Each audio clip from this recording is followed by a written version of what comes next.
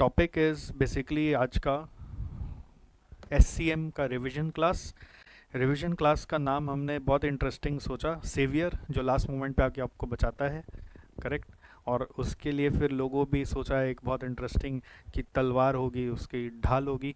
तो ढाल बेसिकली, तलवार इज़ योर एग्ज़ाम और ढाल is this saviour classes, revision classes. कि ये ढाल हमारे साथ है तो एग्ज़ाम चाहे जितने भी बारीकी तलवार चला दे, हमें कुछ नहीं होगा। बस इसी सोच से मैंने ये पूरा क्लास बनाया। पहले सोचा था पूरा कलरफुल बनाऊंगा, कलरफुल बनाने गए, फिर वो कलरफुल बना नहीं, मज़ा नहीं आ रहा था। फिर अपने थीम कलर में आ गए, फिर उसको अच्छे से लिखने का कॉन्सेप्ट में चले गए। पहले सिर्फ थ्योरी पे फोकस कर रहे थे, फिर थ्योरी प्रैक्टिकल दोनों के ऊपर सोचा। ठीक है, ऐसे करते करते आपको पता है ये बुक कितने समय में बना? ये बुक बनाते बनाते मुझे ऑलमोस्ट 1 साल लग गए। ऑलमोस्ट 1 साल। सोचो, एक कॉन्सेप्ट को उतारने के लिए कि ये ऐसा कुछ करेंगे, 1 साल पहले का प्लानिंग। आपको लग रहा होगा कि 1 साल का क्या काम है, बट बहुत काम है। क्योंकि आप नॉर्मली तो अपने रूटीन में टाइड अप होना, उसके बाद फिर एक एक्स्ट्रा चीज़ करना, it's very really really challenging. And फिर ऑफ कोर्स ये बुक के लिए 1 साल, और ये टेक्नोलॉजी जो आज आप देख रहे हो, ये टेक्नोलॉजी के लिए मतलब I have worked around 15 hours a day during this lockdown period and got this technology done for you. And this is basically the outcome of that 2 months of lockdown period. I have reached through online, through phone calls, each and every part of the country where technology hub is there to get this technology done. Okay, so really I appreciate sometimes my self also. कभी कभी मुझे लगता है कि यार चल मैं कर पाता हूँ, ये भगवान की एक देन है। And I really thank God कि हम लोग ये सब कर पा रहे हैं आपके लिए। और मुझे ये भी बहुत ही अंदर से खुशी है कि आपने इतना अच्छा रिस्पॉन्स दिया कि यहाँ रिवीजन क्लास तो करना ही है। सो आपका रिस्पॉन्स है ना, मतलब मोटिवेशन ऐसा आ गया कि क्या बोलें कि अब तो जो करना है, ऐसा हो गया कि नहीं अब तो फाड़ के रख देंगे सबको। एक नंबर्स होता है ना जी, नंबर्स आता है ना, तो नंबर्स आने से इवन टेक्नोलॉजी वाले को भी बोलते हैं ना जी इतने जन आ रहे हैं हमारे, तो वो भी बोलते हैं अरे साला, हड़क जाता है वो भी, मतलब अरे इतने जन आ रहे हैं, तो फिर वो भी जोश में काम करता है। सीरियस हो जाते हैं सबको जब ये नंबर्स अगर कम होते हैं ना, तो फिर लोग भी सोचते हैं छोड़ना यार, होएगा छुटपुंजिया कोई। बट नंबर्स बड़े आते हैं तो बड़ा मज़ा आता है, राइट। अच्छा, ऐसा बुक हमने 3 वर्जन में बनाया है, CA फाइनल न्यू सिलेबस के लिए, CMA फाइनल के लिए और CA फाइनल ओल्ड सिलेबस के लिए। सबको सबका अपना अपना बुक मिला होगा। लाइव क्लासेस अभी जो हो रही है वो तीनों की कंबाइंड होगी। इसका भी एक मैंने प्लानिंग शीट आपको आपके SJC वेबसाइट डैशबोर्ड में दे दिया है। थोड़ी देर बाद आप डाउनलोड कर लीजिएगा अगर आपने डाउनलोड नहीं किया है तो। ओके। और वहाँ पर आपको पूरा प्लानिंग शीट दे दिया कि मैं किस ऑर्डर में आगे बढ़ूँगा।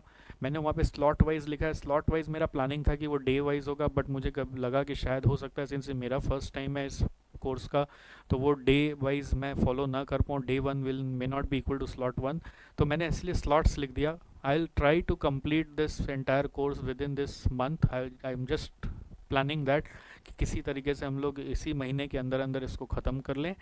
Okay, that is my main planning here. And जिसको जो बुक मिला है वो उसी बुक से पढ़ेंगे। कंटेंट खाली बुक में चैप्टर में चेंज हो रहा है, अंदर में सेम सेम है। जैसे कि फॉर एग्जांपल मैंने एक बहुत इंटरेस्टिंग कंटेंट बनाया A to Z वाला, आपने देखा होगा A to Z वाला कंटेंट। ये एग्ज़ाम के पहले दिन बहुत हेल्प करता है कि मेरे को ये चैप्टर याद नहीं आ रहा तो मुझे सब कुछ देखने का ज़रूरत नहीं, मुझे एक ही चैप्टर देखना और A to Z में कंटेंट है तो फटाफट मिल जाएगा। और कंटेंट भी मैंने इस बार थोड़ा सा और ब्रेक कर दिया है। नॉर्मली हमारे SJC के मैट में जो कंटेंट है उसका भी थोड़ा सा और ब्रेकअप डाल दिया है। ओके, कुछ एक आध चैप्टर हमने हो सकता है नहीं भी डाले हो, वो आपको दिख जाएंगे कि अगर सर ने नहीं डाला तो इतना बेसिक है कि उसको डालने का भी ज़रूरत नहीं था। बट इसका मतलब ये नहीं कि वो इम्पॉर्टेंट नहीं है, वो पढ़ना नहीं है, ठीक है। और हर एक कंटेंट में मैंने ICAI मैट का भी रेफरेंस डाला है कि ICAI मैट में कौन सा चैप्टर में है, और अकॉर्डिंगली ICAI मैट के हिसाब से भी कंटेंट बनाया है। जैसे ये CA फाइनल न्यू सिलेबस के मैट के हिसाब से कंटेंट है, और वैसे ही CA फाइनल ओल्ड सिलेबस का मैट में उसके हिसाब से कंटेंट है, और CMA फाइनल के हिसाब से ये पेज में CMA फाइनल के हिसाब के मैट का कंटेंट है। ओके, सो इससे आपको ये भी क्लियर हो जाएगा कि इंस्टीट्यूट मैट में भी जो जो है वो सब कुछ सर ने कवर किया है कि नहीं किया है। ओके, बहुत सारा टॉपिक्स को मैंने जो चैप्टर के अंदर में आपको मेन क्लास में पढ़ाया हुआ होगा, वो टॉपिक को भी यहाँ पर आपका अलग से इंक्लूड कर दिया as a chapter, so that कि उसका इंपॉर्टेंस रहे, उससे रिलेटेड कुछ भी पढ़ना हो तो आप इजीली पढ़ पाए। फॉर एग्जांपल आप देखिए, bench marking, balance score card, ऐसा कोई चैप्टर नहीं था। बिल्डिंग ब्लॉक मॉडल, ऐसा कोई चैप्टर नहीं था। कुछ चैप्टर जैसे सी ए फाइनल ओल्ड में नहीं मिलेंगे, कुछ चैप्टर आपको सी एम ए फाइनल में नहीं मिलेंगे, ऐसा होगा। क्यों होगा? क्योंकि वो उनके सिलेबस में नहीं है। ओके, यहाँ पे कुछ चैप्टर एक्स्ट्रा मिलेंगे। एक्चुअली अगर एक्टिविटी बेस्ड कॉस्ट मैनेजमेंट मान लीजिए तीनों में है तो तीनों में सेम ही है। अगर बैलेंस स्कोर कार्ड और बेंच मार्किंग मान लो तीनों में, तो तीनों में सेम ही है। अगर सी ए फाइनल न्यू सिलेबस में एक चैप्टर एक्स्ट्रा है तो वो एक्स्ट्रा हो सकता है, अलग नहीं है। चैप्टर का कंटेंट अलग नहीं है, जस्ट आपको बता दिया मैथ के लिए। इसलिए मैं क्लास कैसे कराऊंगा, पहले आप लोग को C A final new, C A final old और सी एम ए फाइनल लोग को कंबाइन कराऊंगा, जिससे कि सारा कंबाइन टॉपिक सबका एक साथ ख़त्म हो जाएगा। उसके बाद सी ए फाइनल न्यू का क्लास अलग हो जाएगा। ओके, जब ये स्लॉट्स ख़त्म हो जाएंगे कॉमन वाले, आपको वो मेरा प्लानिंग शीट आपको दिख जाएगा, वो जो मैंने अपलोड कर दिया स्लॉट वाइज, उसमें सब समझ में आ जाएगा आपको। फिर हम लोग यहाँ पर दो पार्ट में इसको ब्रेक कर लेंगे। दो पार्ट में एज इन कि फिर जब मेरा कॉमन टॉपिक्स हो जाएगा, कॉमन टॉपिक्स के बाद मैं क्या करूँगा, मैं आपको बता देता हूँ। यहाँ पर कॉमन टॉपिक्स के बाद पहला स्टेज होगा कॉमन टॉपिक सर पढ़ाएंगे, जिसमें सी ए वाले, सी एम ए वाले दोनों आ जाएंगे। इसके बाद कॉमन टॉपिक्स ख़त्म होने के बाद हम लोग दो पार्ट में टूट जाएंगे। सी ए फाइनल न्यू वाले अलग हो जाएंगे और सी ए ओल्ड वाले और सी एम ए वाले अलग हो जाएंगे। इनका फिर कॉमन टॉपिक्स है बहुत सारा। ओके, फिर सी ए न्यू वाला चलता रहेगा अलग टाइम पर और ये अलग टाइम पे चलेगा। हम लोग टाइमिंग बाद में प्लान करेंगे, अभी आपका नहीं सुनेंगे कुछ भी। ओके, और फिर जब इन दोनों का कॉमन हो जाएगा तो फिर वापस ये ज़रूरत पड़ा तो स्प्लिट होगा, सी ए ओल्ड अलग होगा, सी एम ए अलग होगा। वो मैं सब जब जब जिसका जो जो एप्लीकेशन होगा उसके हिसाब से आपको बताऊंगा। ओके, तो फिलहाल अभी कॉमन टॉपिक्स का टाइम है, यानी ये सारा कि जो जो तीनों में कॉमन है, कॉमन टॉपिक्स मतलब सी ए सी एम ए जो कॉमन है, सी ए न्यू में, सी ओल्ड में और सी एम ए में, वो पहले हम लोग पढ़ने जा रहे हैं। ठीक है, ओके। देखिए आप लोगों का जो दुख है, अभी आप चैट में कुछ भी ना लिखें। I received book of C M A instead of C A final, Suraj Rungta. आपको अपना एडमिशन चेक करना चाहिए। कई बच्चे इतना हड़बड़ यार, मैं तो परेशान हो जाता हूँ कभी कभी। मज़ा भी आता है, ऐसे लगते हैं सब नन्हे मुन्ने से बच्चे से, एकदम बड़े बड़े तो हो गए फाइनलिस्ट, लेकिन सब नन्हे मुन्ने प्यारे से बच्चे हैं।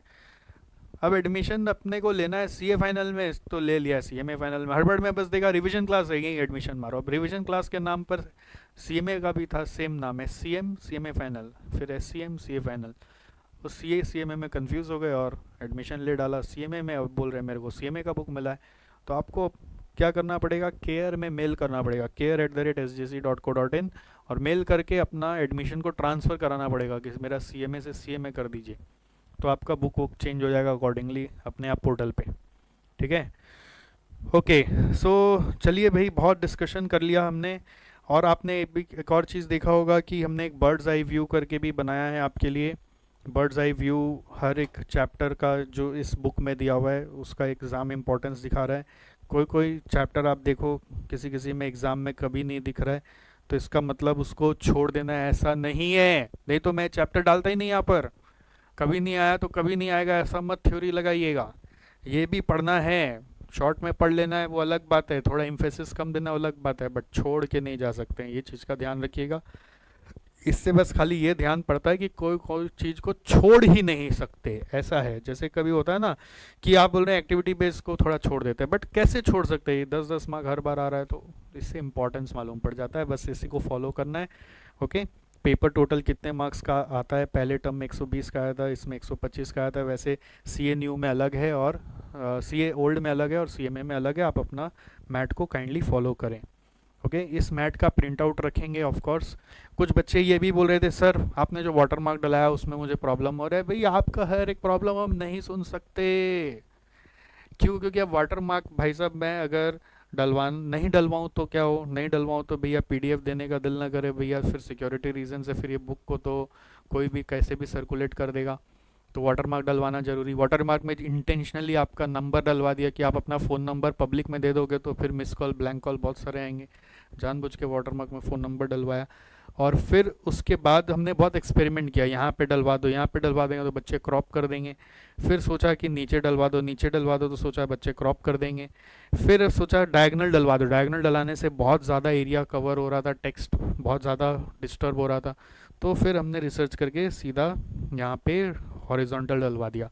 अब हॉरिजॉन्टल डलवा दिया तो कुछ कुछ ऑब्वियसली वाटरमार्क के कारण तो लेटर्स आपके छुपेंगे ही, तो थोड़ा तो पढ़ ही सकते हैं, एकदम इलेजिबल तो नहीं है। ऐसा मैं बहुत सारे बुक्स में टेस्ट करके देखा, इलेजिबल नहीं है एकदम भी, तो थोड़ा बहुत जो है वो आपको बर्दाश्त करना पड़ेगा। ई बुक मिलेगा भी तो उसका थोड़ा सा परिणाम तो लेना पड़ेगा।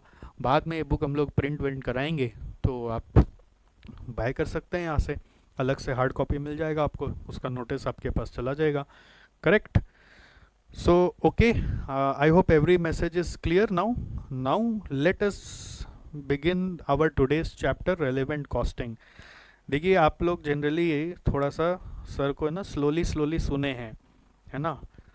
तो कुछ बच्चे हमेशा जो पेन ड्राइव में क्लास किए हैं वो हमेशा सर को भगा भगा के क्लास किए हैं। मतलब सर अपने नॉर्मल स्पीड में जब चल रहे तो बोल रहे नहीं सर भागो भागो भागो, 1.5 में भागो, 2 में भागो, स्पीड में भगा भगा के सर को क्लास किए हैं। तो इस बार मैंने ये सोचा है कि मैं खुद भी भाग भाग के ही क्लास कराऊंगा। अब देखते हैं आप और फिर कितना भगाते हैं। जैसे मैं नॉर्मली 1 स्पीड पे पढ़ाता हूँ ना, तो रिवीजन क्लासेस आपकी 1.5 के स्पीड पे चलेगी, ठीक है? मैं मेरी स्पीड की बात कर रहा हूँ। फिर उसको वो आपको कम लगे तो आप और बढ़ा लेना, बट लाइव क्लास में स्पीड नहीं बढ़ती है। जो रिकॉर्डेड करते हैं उनको स्पीड बढ़ाने का मौका मिलेगा, ठीक है? रिकॉर्डिंग जब आप विंडोज़ में देखोगे, एक और फीचर बता देते हैं, रिकॉर्डिंग अभी आप विंडोज़ में जब देखोगे तो वो इंटरनेट से कनेक्टेड होंगे तभी आप देख सकते हो। रिकॉर्डिंग जब आप देखोगे विंडोज़ में तो इंटरनेट से जब आप कनेक्टेड होंगे तभी आप देख सकते हो।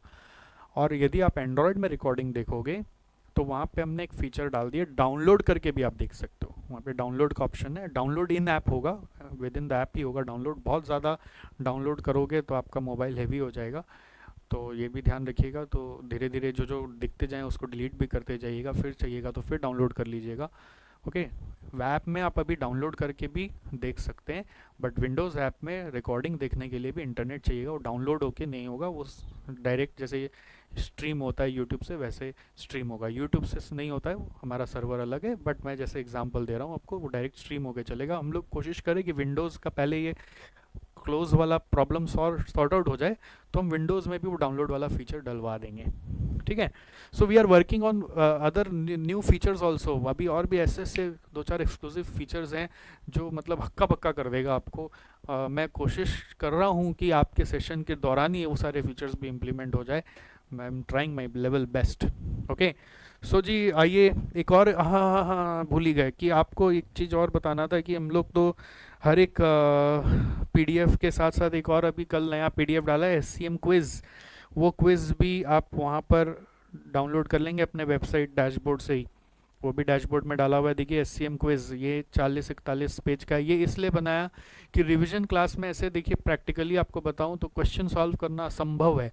जहाँ जहाँ बहुत मजबूरी आएगी वहाँ मैं एग्जांपल्स लेके सॉल्व करूँगा, ठीक है? बट क्वेश्चन सॉल्व करना यहाँ पे पॉसिबल नहीं है। मैं आपको फटाफट ऐसे कि जैसे लास्ट मिनट में रिवीजन करते हैं तो क्या करते हैं, सारे कॉन्सेप्ट्स रिवाइज कर लेते हैं, कुछ एग्जांपल्स अगर ज़रूरत पड़ता है तो उसको रेफ़र कर लेते हैं, और कुछ क्वेश्चंस अगर इंपॉर्टेंट लगा जो मैंने क्लास में कराया वगैरह या इंस्टीट्यूट मैट में तो मैं आपको उसका रेफरेंस बता सकता हूँ अगर मुझे लगा तो। बट क्या होगा, उससे मोनोटोनस हो जाएगा, इसलिए मैंने ये क्विज़ बनाया स्पेशली, कॉन्सेप्ट बेस्ड क्विज़। और एक बात आपको बता दूं, आप लोगों को पता है कि नहीं, हम लोग एक all India costing quiz contest कर रहे हैं आने वाले वीक में। उसके डिटेल एसजीसी वेबसाइट पर हैं, अगर आपने सब्सक्राइब नहीं किया है तो आप मिस कर रहे हैं। And I really want each one of you to subscribe that quiz contest also, where I will be giving away first prize as 15,000 rupees cash, second prize as 10,000 and third prize as 5,000, and along with that first and second prize students will also get another right, a new concept of sponsoring student जो आपको लगता है कि deserve करता है, उनको fees rebate मिलना चाहिए, तो you can refer that student to us and I will teach them for free. We will just be levying them book charges and pen drive charges if applicable. Okay, so that is only we are going to do with those student, and really it is a good opportunity to recheck your concepts of costing. Obviously the concepts are based on inter syllabus. Budget, standard, marginal are common to inter and final, so those are also there. Concept के बहाने एक सीखना हो जाएगा, एक रिकैप्चुलेशन हो जाएगा, और क्या पता अगर सच में तेज हो आप तो जीत भी जाएं. ओके, तो बस उसी से यहाँ का क्विज कोई वहाँ पे यूज़ नहीं किया मैंने, ये बता देता हूँ. ये वाला कोई वहाँ पे यूज़ नहीं किया, वहाँ पे पूरा अलग से क्वेश्चंस बनाया हूँ मैं. तो ये वाला जो SCM क्विज है, ये जस्ट हम लोग हर एक चैप्टर का जो जो यहाँ पे क्विज है मेरे पास, यहाँ पर मैंने बहुत सारे चैप्टर्स लिए, हर एक चैप्टर जैसे जैसे मेरे हो जाएंगे उसका मैं क्विज आपके साथ करूँगा और आपसे मार्क्स लूँगा. उस मार्क्स का एक स्कोर कार्ड आपको एंड में दिखेगा. यहाँ पे लास्ट में आप देखिए, आपको एक स्कोर कार्ड भी दिखेगा. देखिए यहाँ पे क्विज स्कोर कार्ड दिखेगा, उसमें आप अपना समरी बनाते जाएंगे. जो सबसे ज़्यादा मार्क्स यहाँ पे स्कोर करेगा लास्ट में मेरे साथ by the end of session, हम उसको एक छोटा सा एप्रिसिएशन टोकन कुछ देंगे. क्या देंगे अभी डिसाइडेड नहीं है, बट देंगे, कमिटमेंट रहा. ओके, सो ये चीज़ ध्यान रखिएगा, स्कोर कार्ड फिलअप करते रहना है और हर एक क्विज़ के बाद मैं इसका राइट आंसर भी आपको बताते जाऊँगा. ओके, तो चलिए जी शुरू करें. जय जय सिया राम, भगवान का नाम लें और शुरू करें. अपने अपने भगवान का नाम ले लें और अब बस देर न करें, अब बस शुरू करें. हम लोग आ गए रेलेवेंट कॉस्टिंग चैप्टर में. रेलेवेंट कॉस्टिंग सबका फेवरेट चैप्टर होता है. यूजुअली मैं फर्स्ट चैप्टर रेलेवेंट कॉस्टिंग ही कराता हूँ. सो इसको सभी बच्चे बहुत अच्छे से करते हैं.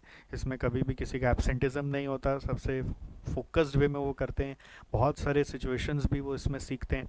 ओके, सो अभी जो फोकस है हमारा रेलेवेंट कॉस्टिंग में, हम एग्ज़ाम फोकस से बात कर रहे हैं.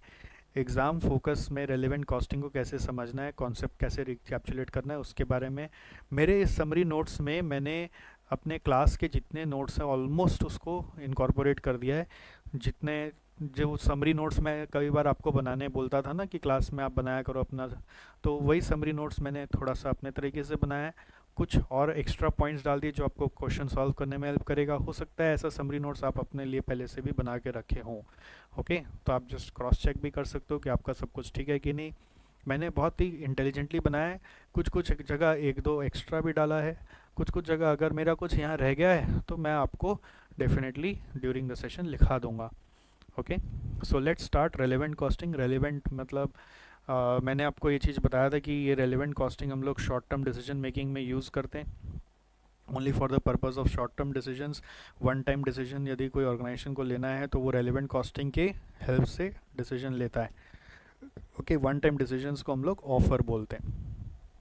इसी का एक और नाम था ऑफर.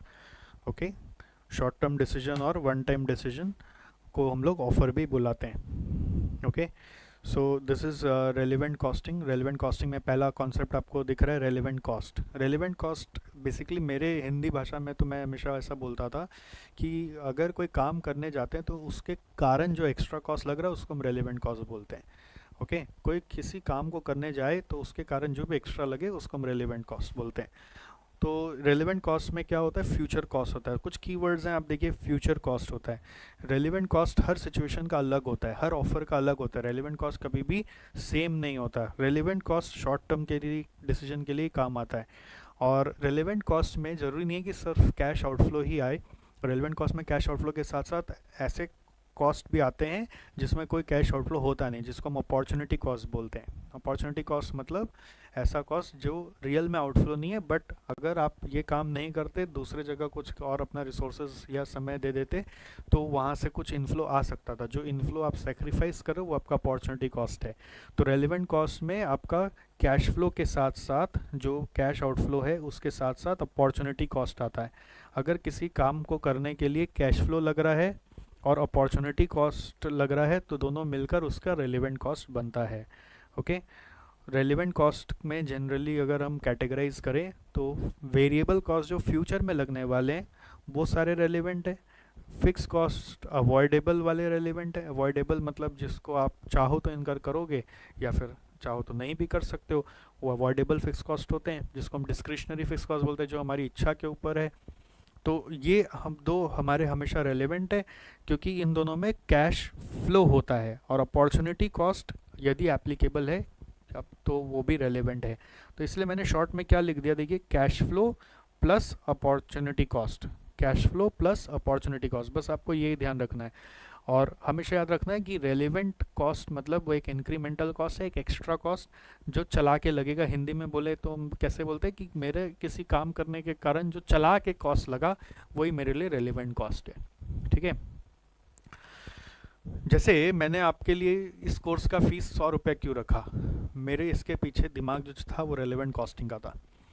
रेलेवेंट कॉस्टिंग कैसे था, फॉर एग्जांपल मैंने ऐसे सोचा कि आपके कारण मेरा चला के कॉस्ट क्या लग रहा है। तो चला के तो वैसे मैंने गोला ऐप पोर्टल बनाया, बट गोला ऐप पोर्टल तो सिर्फ आपके लिए नहीं बनाया ना, ये तो आने वाले समय में हर एक स्टूडेंट के लिए हमने यूज़ करना है। तो आपके लिए चला के कॉस्ट क्या लगना है हमारा, तो आपके लिए चला के हमने कॉस्ट चेक किया कि हर एक सेशन को कंडक्ट करने का हमारा एक वेरिएबल कॉस्ट लगता है।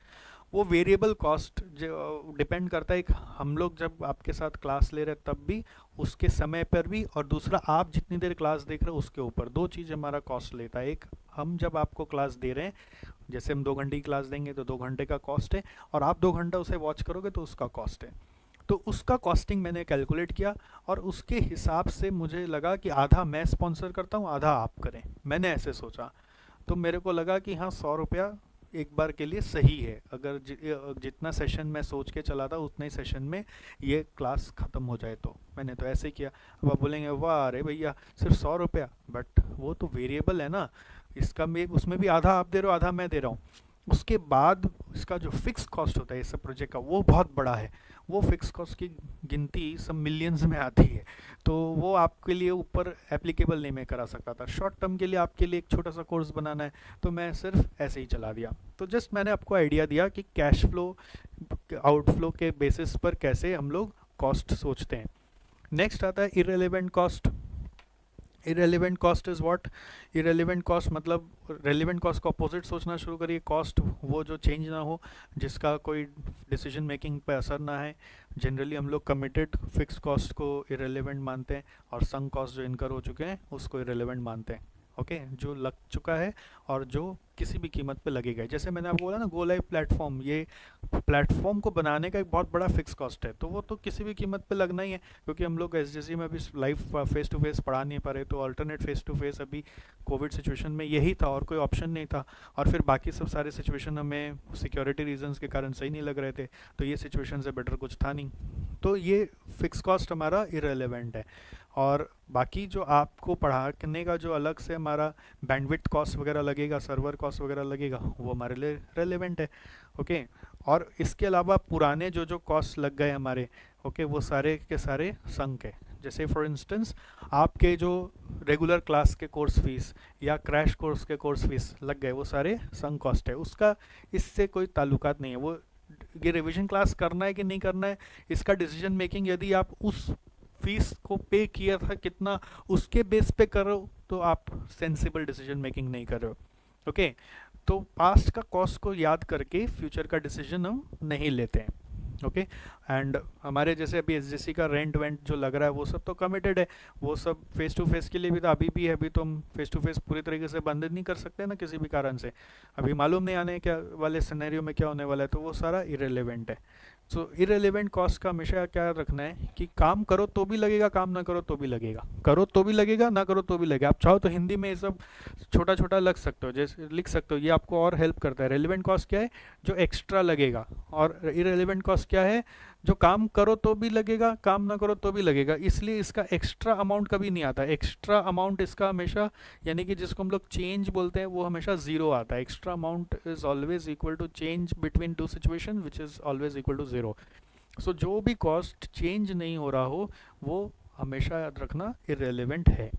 ओके, अब इसको लेकर आपको याद हो, क्लास में हम लोग 3 तरह का अप्रोच सीखते थे। एक टोटल कॉस्ट अप्रोच, दूसरा था इंक्रीमेंटल कॉस्ट अप्रोच, तीसरा था अपॉर्चुनिटी कॉस्ट अप्रोच।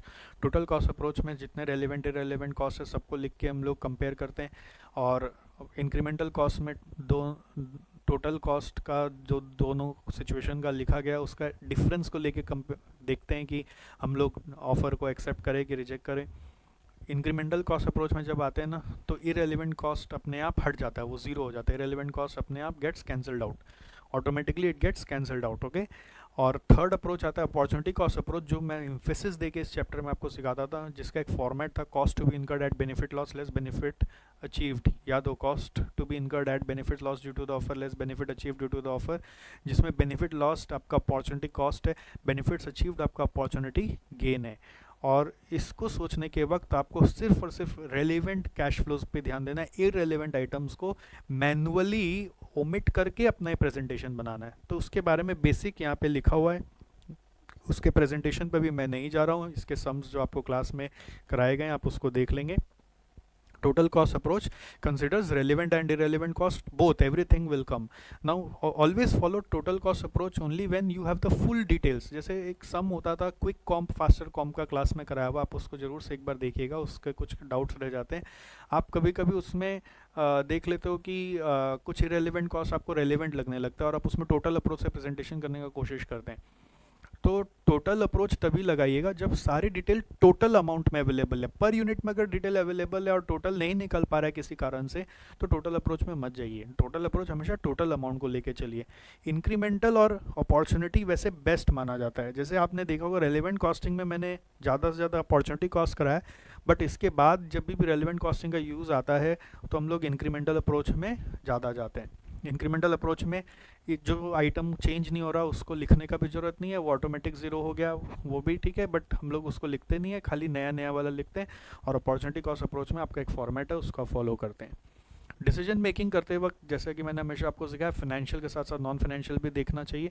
इसलिए आपको एक जॉनसन स्कोल्स एंड विटिंगटन मॉडल के हिसाब से सैफ एनालिसिस सिखाया गया, जिसका नाम है suitability, acceptability and feasibility analysis. Suitability is about vision and ethics, acceptability is about financial and feasibility is about resources and processes. So normally जो हम लोग कैलकुलेशंस करते हैं ना कि इंक्रीमेंटल प्रॉफिट क्या आ रहा है, नेट बेनिफिट क्या आ रहा है, तो वो नेट बेनिफिट एक्सेप्टेबिलिटी समझाता है, फाइनेंशियल समझाता है, बट डिसीजन मेकिंग के लिए सूटेबिलिटी और फिजिबिलिटी का भी बहुत ध्यान रखना पड़ता है। ओके। तो ये सूटेबिलिटी और फिजिबिलिटी को लेकर कमेंट्स करने एग्ज़ाम कई बार बोलता है, जो स्पेसिफिकली सी न्यू सिलेबस के लिए बहुत ज़्यादा इंपॉर्टेंट है। इसको लेकर एक पॉइंट लास्ट में भी मैं वापस डिस्कस करूँगा। तो अपॉर्चुनिटी कॉस्ट अप्रोच का एक प्रेजेंटेशन है, cost to be incurred at benefit loss less benefit achieved करके रेलेवेंट कॉस्ट आ गया। एंड आपको करना क्या है कि ये तीनों से जो आया, इसको हम लोग बुलाते हैं रेलेवेंट कॉस्ट। इसको आप कंपेयर करते हो कि ऑफर में रेवेन्यू कितना आ रहा है उससे, तो रेवेन्यू माइनस ये कॉस्ट आप देखते हो तो नेट बेनिफिट निकल के आता है। ध्यान रखना, नेट प्रॉफिट कैसे आता है, रेवेन्यू माइनस ये वाला कॉस्ट जब आप करते हो। इसलिए लिखा है compare the relevant cost with offer revenue to evaluate the offer. Evaluate करने के लिए आपको ये नेट कॉस्ट को रेवेन्यू से कंपेयर करना है। ओके। सो इसके प्रेजेंटेशन में ये अपॉर्चुनिटी कॉस्ट और ये अपॉर्चुनिटी गेन पे ज़्यादा ध्यान देना होता है, और इसमें पूरे प्रेजेंटेशन में आप इररेलेवेंट कॉस्ट को इग्नोर करके चलेंगे, जो मैंने यहाँ पे भी लिख दिया था। Okay, consider relevant cost only, but फिर भी आपको वापस यहाँ पे बता देते हैं कि इस अप्रोच में जब आप काम करोगे तो इग्नोर इररेलेवेंट कॉस्ट। आपको अपना इररेलेवेंट कॉस्ट आइडेंटिफाई करके हटा के, खुद से हटा के यहाँ पर प्रेजेंटेशन सिर्फ रेलिवेंट आइटम से करना है। ठीक है। So this is the approach. Now next is uses of relevant costing. Relevant costing के 3 यूज़ हैं, evaluation of offer, minimum price और मैक्सिमम प्राइस। ओके, ऑफर का मिनिमम प्राइस क्या होना चाहिए और ऑफर का मैक्सिमम प्राइस क्या हो सकता है, वो भी हम रेलिवेंट कॉस्टिंग से डिटरमाइन कर सकते हैं। ऑफर इवैल्यूएशन के लिए क्या करना है, जो मैंने ऊपर में यहाँ पे बताया कि ऑफर का revenue has to be compared with offer का रेलिवेंट कॉस्ट, तो ऑफर का बेनिफिट आएगा। वो यहाँ पे लिखा हुआ, to accept an offer if offer revenue is greater than relevant cost of the offer. Okay, but ऐसा नहीं है कि सिर्फ और सिर्फ इवैल्यूएशन क्वेश्चन करने बोला तो आप फाइनेंशियल्स के ऊपर सोचेंगे। सीए फाइनल न्यू सिलेबस वाले स्पेसिफिकली आप ध्यान रखिएगा कि अदर फैक्टर्स को लेकर कमेंट्स ज़रूर करने जाइएगा। जैसे एग्ज़ाम में यदि बोल दे इवैल्यूएट द ऑफर, तो अदर नॉन फाइनेंशियल फैक्टर्स के बारे में कुछ ना कुछ कमेंट्स ज़रूर करिएगा। ओके, नेक्स्ट आ रहा है minimum price of an offer. Minimum price जैसे आप लोग को शेरवानी का एग्जांपल लेके कई बार समझाया हूँ।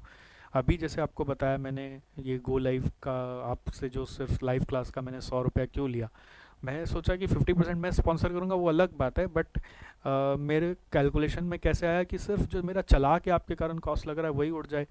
अब कई बार ये भी बात आया, हमारे टीम में एक जन बोला सर फ्री कर दीजिए ना बच्चा लोग के लिए। मैंने फ्री क्यों कर दे यार, गोल कॉन्ग्रुएंसी कैसे होगा? गोल कॉन्ग्रुएंसी कॉन्सेप्ट मैं सिखाया हूँ भाई, आपका गोल भी एक ही है, मेरा गोल भी एक ही है। मतलब आपका गोल है कि मैं कैसे सीए एक बार में बन जाऊँ, मेरा गोल भी है कि कैसे आप सीए एक बार में बन जाए। जब दोनों का गोल सेम है तो फिर ये तो समझना होगा ना कि अगर मेरे पॉकेट से कुछ चला के एक्स्ट्रा कुछ लग रहा है तो वो तो सामने वाले को बियर करना पड़ेगा, अगर वो नहीं बियर करेगा तो फिर उसका तो लॉस होगा। तो फिर वो लॉस अगर नहीं बियर करे, समझे नहीं सामने वाला, तो फिर वो गोल कॉन्ग्रुएंसी के लिए मिल के काम नहीं कर रहा, वो अकेले काम करना चाह रहा है, तो फिर तो टीम स्पिरिट नहीं आएगा ना। इसलिए मैंने ये मिनिमम प्राइस वाला कॉन्सेप्ट फॉलो किया आपके साथ। मिनिमम प्राइस हम लोग इसको सेवा प्राइस बोलते हैं, याद है? सेवा, सेवा करो मेवा मत खाओ, ऐसा आपको सिखाते थे ना। सेवा, सेवा भाव से बस आप किसी की हेल्प कर दो, और उसमें हेल्प मतलब ये होती है कि उसमें कॉस्ट टू कॉस्ट काम निकाल लो, प्रॉफिट मत लो, हो सके तो कॉस्ट से भी कम में कुछ चला लो। So that is only the minimum price. Minimum price में ध्यान रखना ये cost to be incurred at benefit loss less benefit achieved आता है। एक मिस्टेक होता है आप लोग का सम सॉल्व करते वक्त, वो मिस्टेक को एकदम ध्यान से रखिएगा। बेनिफिट अचीव्ड में आप रेवेन्यू को एडजस्ट कर देते हैं, ठीक है? इस चीज़ का मिस्टेक ना हो।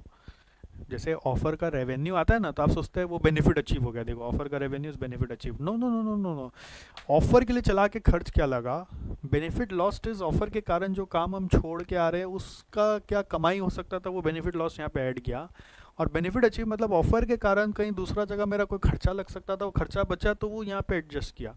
ऑफर का रेवेन्यू एकदम लास्ट में रखा हुआ है, ऑफर का रेवेन्यू को बेनिफिट अचीव के साथ मिक्स नहीं कर देना। ये भी हिंदी में लिख दीजिए कहीं फटाफट कि ऑफर का रेवेन्यू को बेनिफिट अचीव में एडजस्ट ना किया जाए, ऐसा मिस्टेक ना हो, वरना पूरा कॉन्सेप्ट ही हिल जाएगा आपका।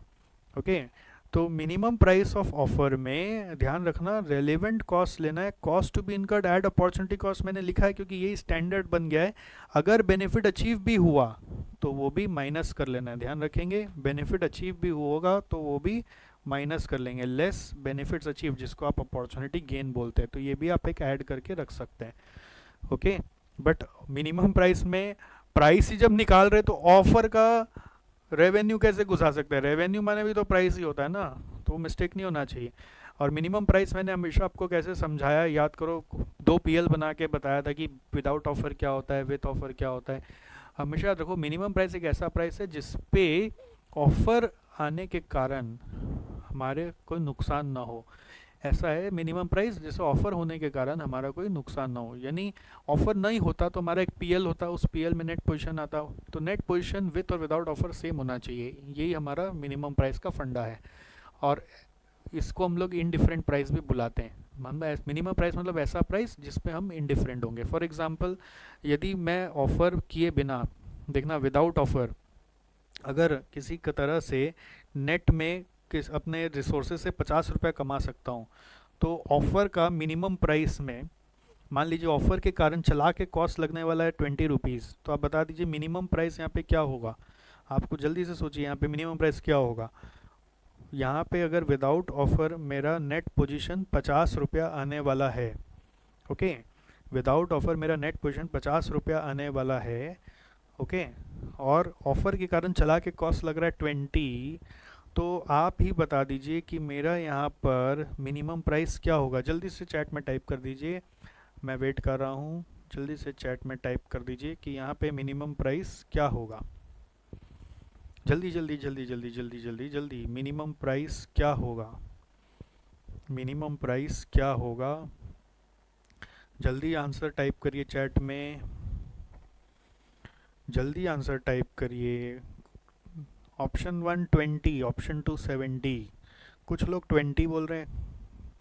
20 गलत जवाब है, 70 सही जवाब है।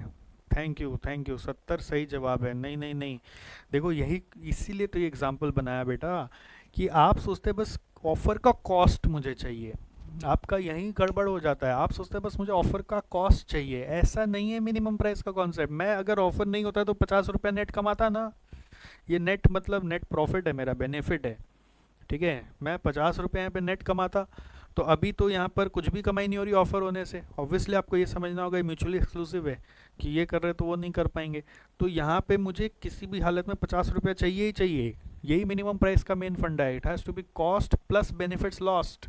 अगर मैं ऑफर करूँगा तो मेरा बेनिफिट लॉस्ट हो रहा है ना 50, तो 50 + 20 आंसर होगा 70। ये छोटा सा एग्जाम्पल भी यहाँ पे ड्रॉ करके रख लें, आपको हेल्प करेगा।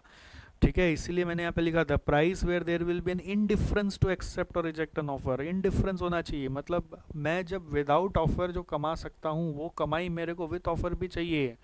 अगर मैं विदाउट ऑफर कुछ कमा सकता हूँ तो वो कमाई मुझे विथ ऑफर भी चाहिए। सिर्फ कॉस्ट की बात नहीं होती है, आप सिर्फ कॉस्ट के एंगल से सोचने लग जाते हैं। चलिए ठीक है, अभी क्लास, ये रिवीजन क्लास का फ़ायदा यही है कि ये सब कंसेप्ट फिर से रिकैप्चुलेट हो गया आपका। आगे बढ़ते हैं हम लोग। Maximum price of an offer. Maximum price भी वही फंडा है।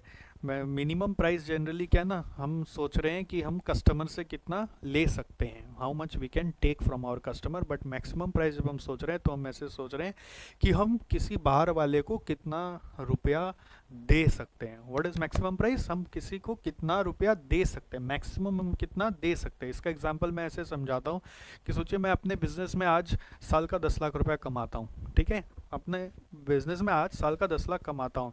अब आप जैसे qualified chartered accountant, cost accountant को मैं अपने यहाँ पे रख लिया और मेरी कमाई आपके कारण 15 लाख हो गई। 10 का कितना हो गया? 15 हो गया।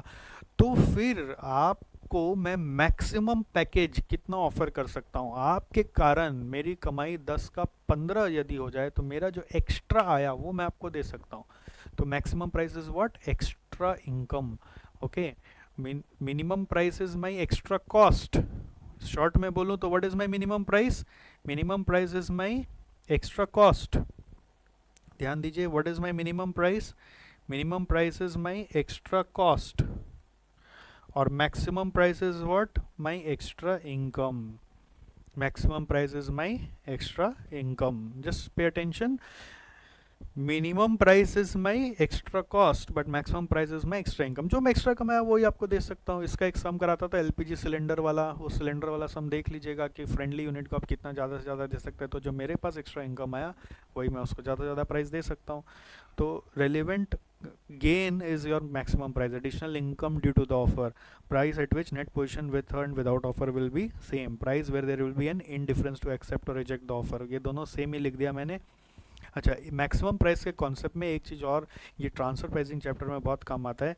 हम लोग वहाँ पे सिखाते हैं मैक्सिमम प्राइस। जैसे हमारे जो पुराने स्टूडेंट्स जुड़े हुए हैं, शायद उस समय मैंने इस तरह से ना पढ़ाया हो मैक्सिमम प्राइस के बारे में, आप प्लीज़ ध्यान से अपने आप को अपडेट कर लें। इसके बहुत सारे वीडियोज़ यूट्यूब में डाले थे, आप हो सकता है अभी भी ना देखे हों, तो ये सब अपने आप को देख ले। Maximum price is generally we say in transfer pricing chapter, ऐसा बोलते हैं हम लोग, लोअर ऑफ, यहाँ लिखा हुआ, आपको लिखना नहीं है, यहाँ लिखा हुआ आप देखिए, लिखना नहीं है। Maximum price is lower of number 1, ये जो मैंने बोला आपको एडिशनल इनकम, ठीक है, और नंबर 2 होता है एक्सटर्नल मार्केट प्राइस। जैसे यदि आपका एग्जांपल मैं बोलूँ कि आपके बिना मैं अपने बिजनेस में 10 लाख रुपए साल का कमा रहा हूँ, ठीक है, आपके आने से मेरा एक्स्ट्रा इनकम 5 लाख का हो गया, ठीक है, तो एक्स्ट्रा 5 लाख तो मैं आपको दे ही सकता हूँ।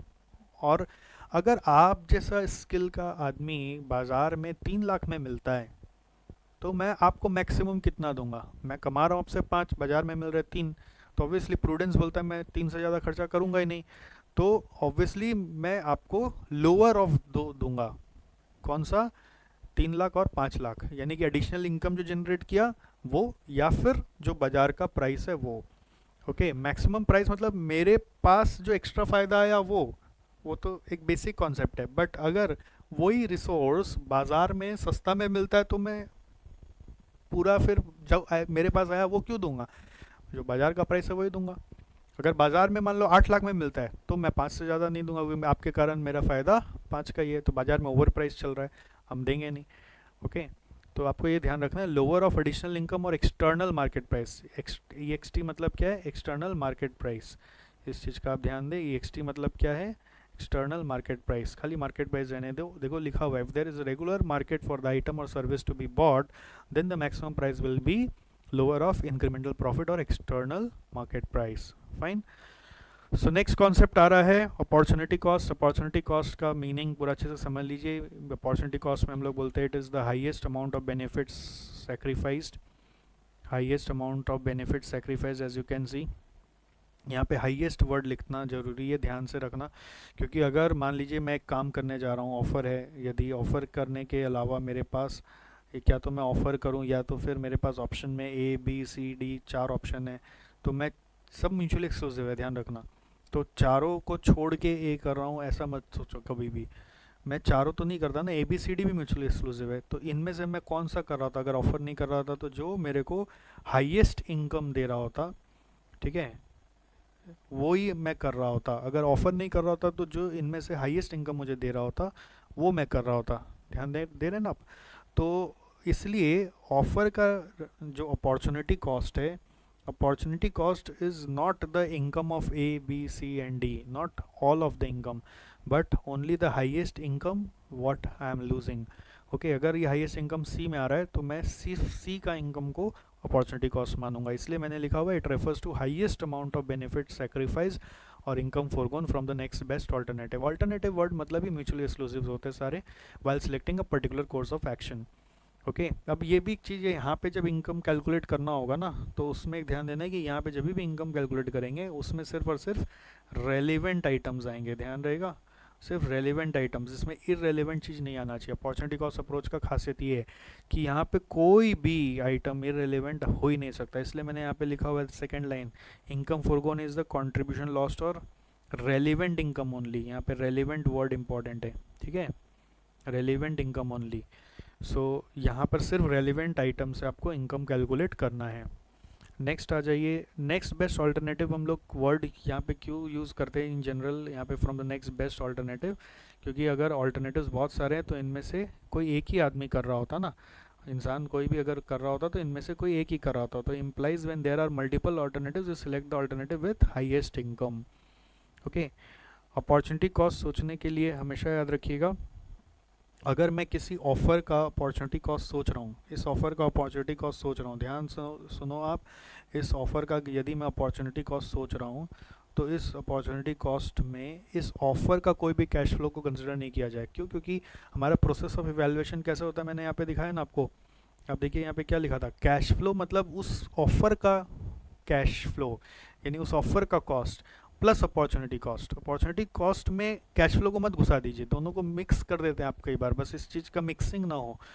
ऑफर का कैश फ्लो को अलग रखिए। अपॉर्चुनिटी कॉस्ट सोचते समय मैंने ऐसे समझाया था, दूसरे की थाली का घी, कि हम क्या छोड़ के आ रहे, क्या गवा के आ रहे हैं, यहाँ पे जहाँ जा रहे हैं वहाँ पे क्या मिल रहा है वो नहीं देखना है।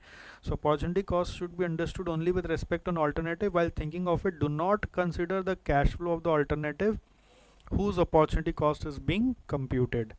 अगर कोई भी अपॉर्चुनिटी मान लीजिए नहीं होता है, फॉर एग्जांपल मेरे पास कोई ऑल्टरनेटिव ही नहीं है, फॉर एग्जांपल मैं अगर ऑफर कर रहा होता नहीं तो कुछ भी नहीं कर रहा होता, अगर कुछ भी नहीं कर रहा होता अपॉर्चुनिटी कॉस्ट क्या होगा, नील होगा।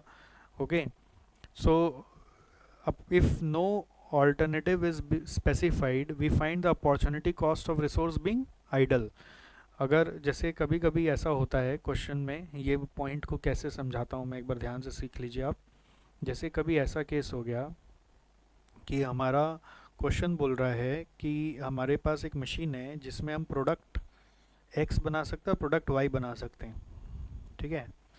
प्रोडक्ट एक्स में हम कंट्रीब्यूशन पर आवर जनरेट कर सकते हैं 50 रुपीज़ और वाई में जनरेट कर सकते हैं 30 रुपीज़। ओके, सो नाउ आपसे क्वेश्चन पूछा जा रहा है what is the opportunity cost of an our. Opportunity cost of an our क्या होगा? अब ये कैसा अपॉर्चुनिटी कॉस्ट है भाई, यहाँ तो पता नहीं चल रहा ना कि हम कौन सा ऑफ़र कर रहे हैं, तो इसलिए मैंने ये पॉइंट बनाया, आप इस पॉइंट को ध्यान से रेफर करें, ठीक है। क्या है, देखिए, if no alternative is specified we find the opportunity cost of resource being idle. यहाँ तो कुछ ऑल्टरनेटिव नहीं बोल रहा है ना, ऐसा तो नहीं बोल रहा ना कि आप बताओ प्रोडक्ट ए का अपॉर्चुनिटी कॉस्ट क्या, ऑफर होना चाहिए ना, एक प्रोडक्ट होना चाहिए, उसका अपॉर्चुनिटी कॉस्ट निकालेंगे, बट यहाँ तो कोई प्रोडक्ट नहीं बता रहा है, opportunity cost of an our. Okay, opportunity cost of an our निकालना है, तो अब हम कैसे निकालें, तो हम मानते हैं कि मान लो ये आवर का भी और कोई यूज़ नहीं है, ऑफर यही है कि इसका और कोई यूज़ नहीं है, और ऑल्टरनेटिव्स है एक्स और वाई। मान लो कि ये ऑफर आवर का भी कोई यूज़ नहीं हो रहा है, ये आवर है हमारा जो आइडल पड़ा हुआ है, और ऑल्टरनेटिव क्या है हमारे पास, एक्स और वाई। तो अब इसका जब अपॉर्चुनिटी कॉस्ट हम निकालेंगे तो हम क्या सोचेंगे कि हम क्या गवा के आ रहे हैं, हम बोलेंगे एक्स वाई दोनों गवा के आ रहे हैं। दोनों कैसे गवा रहे हैं, अगर आवर जाता तो दोनों में थोड़ी जाता, दोनों में से कोई एक में जाता, अभी तो करंट सिनेरियो तो यही है, दोनों में से किसी एक में जाता, ऐसे ही मानते हैं, ऐसे ही अज्यूम करके चलते हैं। तो दोनों में से किस में जाता, एक्स में जाता कि वाई में जाता? आंसर इज बट ऑब्वियस, जिसमें हाईएस्ट इनकम आ रहा है उसमें जाता। करेक्ट, एकदम सही बोला आपने। Answer Sakshi Goyal, thank you, 50 रुपया आंसर है। और आपने एकदम सही बोला। मैं आपको वो थोड़ा टेक्स्ट का मतलब समझा रहा था कि मैंने क्या लिखा है। हो सकता है ना कई बार मैं कुछ सोच के लिख रहा हूँ, आप कुछ सोच के पढ़ रहे हो, इसलिए वो एग्जाम्पल से समझा दिया कि ये क्या लिखा है मैंने। If no alternative specified we find the opportunity cost of a resource being idle, that is highest of income foregone from all the available alternatives। available alternative आपके पास x और y, उसका जो highest है वो आपको लेना है।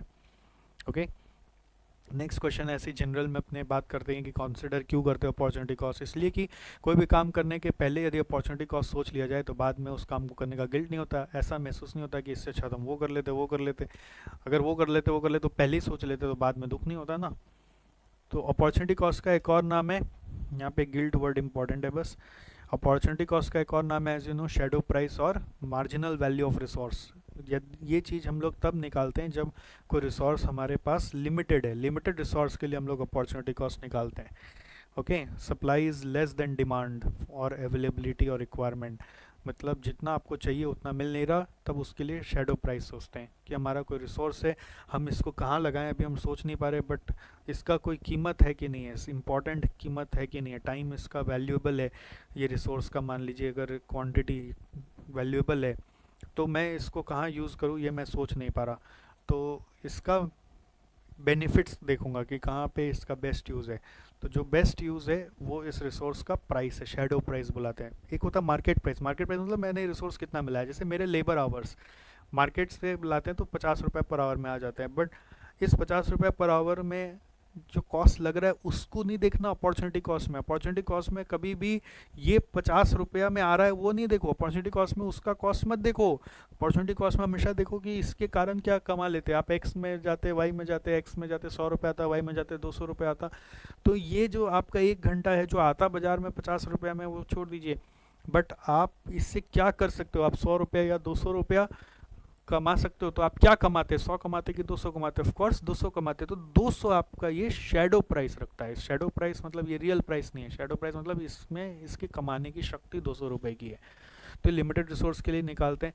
शैडो प्राइस मतलब additional income that can be generated from 1 unit of a resource. जैसे मार्जिनल कॉस्ट पढ़ते हैं ना आप, additional cost for additional 1 unit, उसी तरह से मार्जिनल वैल्यू क्या है, additional income that can be generated from 1 unit of such resource. Okay, अगर रिसोर्स का सप्लाई अबंडेंट में, आइडल में, तो अपॉर्चुनिटी कॉस्ट होगा क्या? कभी नहीं होगा। अगर रिसोर्स आइडल में स्पेयर है, यस, विनोद साइनी ने बहुत अच्छा लिखा, प्रोएक्टिवली लिखा कि अगर हमारे पास स्पेयर कैपेसिटी है, अबंडेंट सप्लाई है, तो उसका शैडो प्राइस नहीं होता है। As there will be no sacrifice of income if the resource is used in an offer होगा, is used in an offer।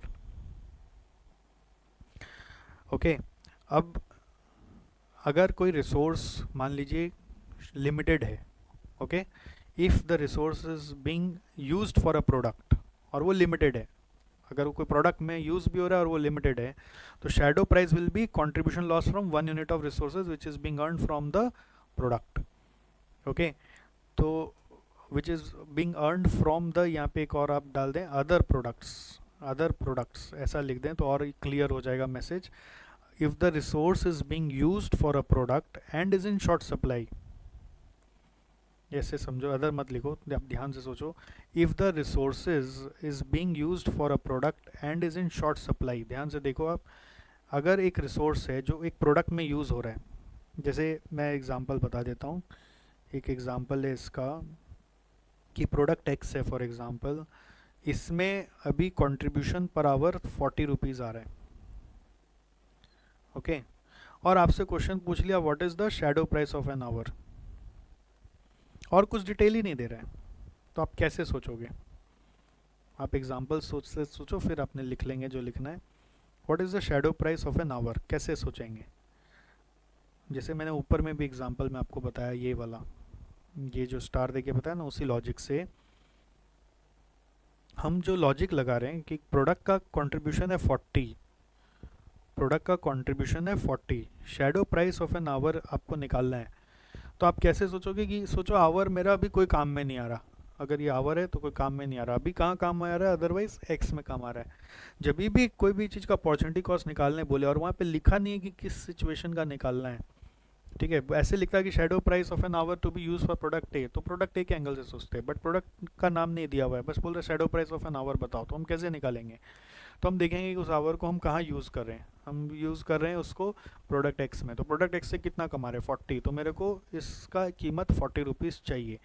तो यही बात मैंने यहाँ पे लिखा है, पढ़िए आप इसको ठीक से, यहाँ पे इस पैरा को ठीक से पढ़िए। If the resource is being use for a product, product के लिए यूज़ हो रहा है, and is in short supply, मान लीजिए शॉर्ट सप्लाई भी है, तभी शेडो प्राइस का बात होगा, नहीं तो शेडो प्राइस का बात नहीं होगा।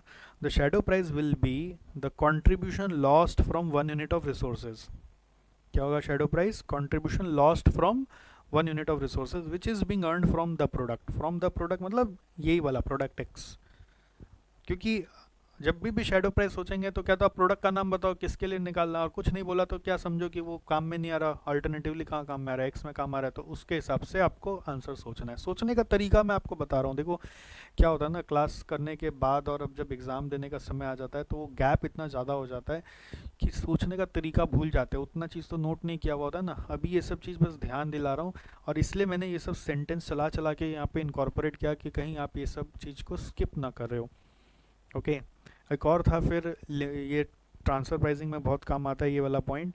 अगर कोई लिमिटेड रिसोर्स है, और समझिए वो लिमिटेड रिसोर्स हम अपने यहाँ पर 3 प्रोडक्ट में डाल रखे हैं। जैसे एग्जांपल बता देते हैं वापस, सोचिए मेरे पास प्रोडक्ट एक्स है, वाई और जेड है, यहाँ पे कंट्रीब्यूशन पर आवर आता है 50, यहाँ पे आ रहा है 20, यहाँ पे आ रहा है 80, ठीक है। तो ऑब्वियसली मेरे पास जितना भी लिमिटेड आवर्स होगा मैं पहले किसको दूंगा, एक्स को कि वाई को कि जेड को? आंसर इज जेड को। तो रैंक क्या हुआ, 1 2 3 कर देते हैं हम, रैंकिंग कर दिया। अब सारा आवर्स मैं जेड को देना चाहूँगा, मैं तो चाहूँगा मेरा सारा आवर जेड ही ले ले, 80 रुपये पर आवर कमा दे, बट क्या है, जेड का डिमांड का लिमिटेशन है, बाजार में जेड ज़्यादा बिक नहीं सकता, तो जितना बिक सकता उतना ही बनाएंगे। उसके बाद पता चला अब आवर्स और बच गए हैं तो क्या करें, तो आवर्स फिर एक्स को दे देंगे, जो की फैक्टर चैप्टर में आप सीखते हो ना, एलोकेशन, डिमांड लिमिटेशन है, तो जितना डिमांड है उतना बनाओ, फिर उसके बाद नेक्स्ट रैंक में जाओ, उसके बाद नेक्स्ट रैंक में जाओ। तो मान लीजिए मैंने अपना सारा आवर्स एक्स वाई जेड में तीनों में डिस्ट्रीब्यूट कर रखा है, जितना भी आवर्स था मैंने एक्स में, वाई में, जेड में डिस्ट्रीब्यूट कर रखा है। मेरा प्रेफरेंस है पहले मैं सारा जेड को दे दूँ, बट जेड का डिमांड का लिमिटेशन है तो मैं तीनों में डिस्ट्रीब्यूट कर दिया, ठीक। अब एक ऑफर आ गया, ऑफर आया, उस ऑफर में मान लीजिए मुझे प्रोडक्ट ए बनाना है, और उस प्रोडक्ट ए के लिए आवर्स का ज़रूरत है, तो मुझे आवर्स निकालने पड़ेंगे। तो मैं कहाँ से निकालूँ, जहाँ से सबसे ज़्यादा फ़ायदा हो रहा है कि जहाँ से सबसे कम फ़ायदा हो रहा है, किस में से आवर निकाल के इसमें ट्रांसफ़र करूँ? याद है क्या आपको, कुछ याद है? जल्दी जवाब दीजिए, मैं वेट कर रहा हूँ। बीच में गौरव अग्रवाल ने क्वेश्चन पूछा है, theory of constant and shadow price में क्या डिफरेंस है? एकदम अलग है, शैडो प्राइस और थ्योरी ऑफ कांस्टेंट एकदम अलग है, प्लीज़ मिक्स ना करिए। सिद्धार्थ का आंसर आया है कि वाई से सर आप ले लीजिए, यस वेरी गुड। कम फायदे वाले, यही मैं सुनना चाहता था कि कम फायदे वाले प्रोडक्ट से आपको अपना समय निकालना है, वेरी गुड। वाई से समय निकालिए, फिर वाई से काम ना बने तो फिर एक्स से निकालिए, फिर जेड से निकालिए, इन order of least contribution yielding products. समय निकालना है तो कम से निकालिए, इसको हम लोग बोलते हैं सेवा भाव में, सेवा करिए, सेवा है ना। तो लीस्ट रैंक प्रोडक्ट से, लीस्ट रैंक से आपको समय निकाल के इधर डालना है, ये यहाँ पे लिखा हुआ है। If the limited resource is being used in multiple product and we have to find the minimum price of an offer where resource will be used, we release the resource in order of least contribution per unit of resource, ठीक है। देखो ज़्यादा कचरा नहीं कर लेना मेरे जैसे लिख लिख कर, ये एग्ज़ाम तक हॉल तक जाएगा, ये बुक आपका बुकलेट एग्ज़ाम हॉल के बाहर बैठ के ऐसे रिवाइज करोगे, ध्यान रखिएगा। सो ये कहीं भी ज़्यादा कचरा मत करने जाइए, इसमें बहुत लिमिटेड लिखिए और बहुत सुंदर से लिखिए, पेंसिल का इस्तेमाल करिए, पेन का इस्तेमाल मत करिए, ठीक है। पेंसिल से फिर बाद में इरेज करके भी सही से कर सकते हैं, बहुत लिमिटेड लिखिएगा। अब प्रोडक्ट को बनाने के लिए एक रूल होता है कि जैसे सोचो इसमें प्रोडक्ट ए में एक एग्जांपल ले लेते हैं, 2 घंटा लगेगा, ओके, और वो 2 घंटा मुझे अगर निकालना है तो जैसे कि आपने कहा कि सर आप वाई से निकाल दीजिए। ओके, तो प्रोडक्ट ए का शेडो प्राइस कितना होगा जल्दी बताएं। प्रोडक्ट ए का शेडो प्राइस कितना होगा जल्दी बोलें, आंसर टाइप करें। प्रोडक्ट ए का शेडो प्राइस क्या होगा जल्दी बोलें।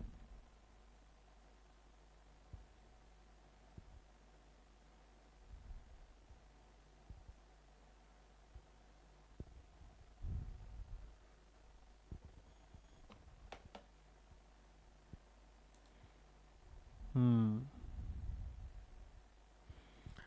आंसर आ गया 40। Very good. फिर 20 किसने बोल दिया? गौरव अग्रवाल, आप मिस्टेक कर रहे हो। 60 is wrong Mohit Kaushik. Shreya Gupta 20 is wrong, 40 is the correct answer. ये 20 रुपया पर आवर 2 घंटे का लगेगा, तो इसका शेडो प्राइस बन गया आपका 40 rupees. Okay, thank you all. बस अब और चैट ना करें आप, मैं समझ गया आपका answers. Shadow price is 40। Okay, shadow price is 40 rupees. Now come से कम ए बनाने के लिए आपको कितना रुपया ए का कंट्रीब्यूशन चाहिए? ए बना के संतुष्टि कब होगा कि ए से कम कितना रुपया फ़ायदा होना चाहिए? क्वेश्चन है मेरा, ए से कम कितना रुपया आना चाहिए तब ए बनाकर फ़ायदा होगा? How much contribution should we get at least from A? और इसका भी आंसर है 40। इसलिए मैंने यहाँ पे लाइन लिखा है, product should be produced only if its contribution is able to recover it shadow price of the resource used in it. Product कब बनाओगे? जब उसका कंट्रीब्यूशन उसका शेडो प्राइस को उठा पाए। ठीक है, ध्यान रखना, बस प्रोडक्ट तभी बनाएंगे जब उसका कंट्रीब्यूशन उसका शेडो प्राइस को उठा पाए। Okay, 40 rupees.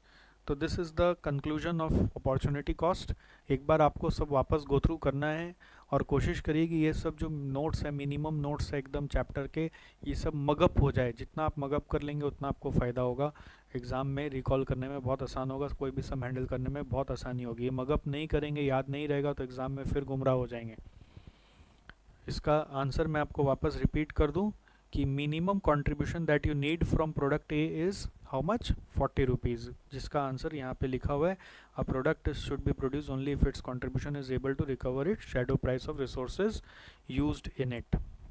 ओके, नेक्स्ट आगे बढ़ रहे हैं, हम अपॉर्चुनिटी गेन पे जा रहे हैं। अभिषेक सिंह, आपका चैट वर्क कर रहा है, मुझे चैट मिल रहा है, मैं सबका चैट पढ़ता नहीं हूँ। ओके, अगर मैं चैट सबका पढ़ने लगा तो हालत ख़राब हो जाएगी मेरी और आपकी क्लास बैठ जाएगी। ओके, आप पे अटेंशन दीजिए। अपॉर्चुनिटी गेन, अपॉर्चुनिटी गेन पे आ जाइए आप। अपॉर्चुनिटी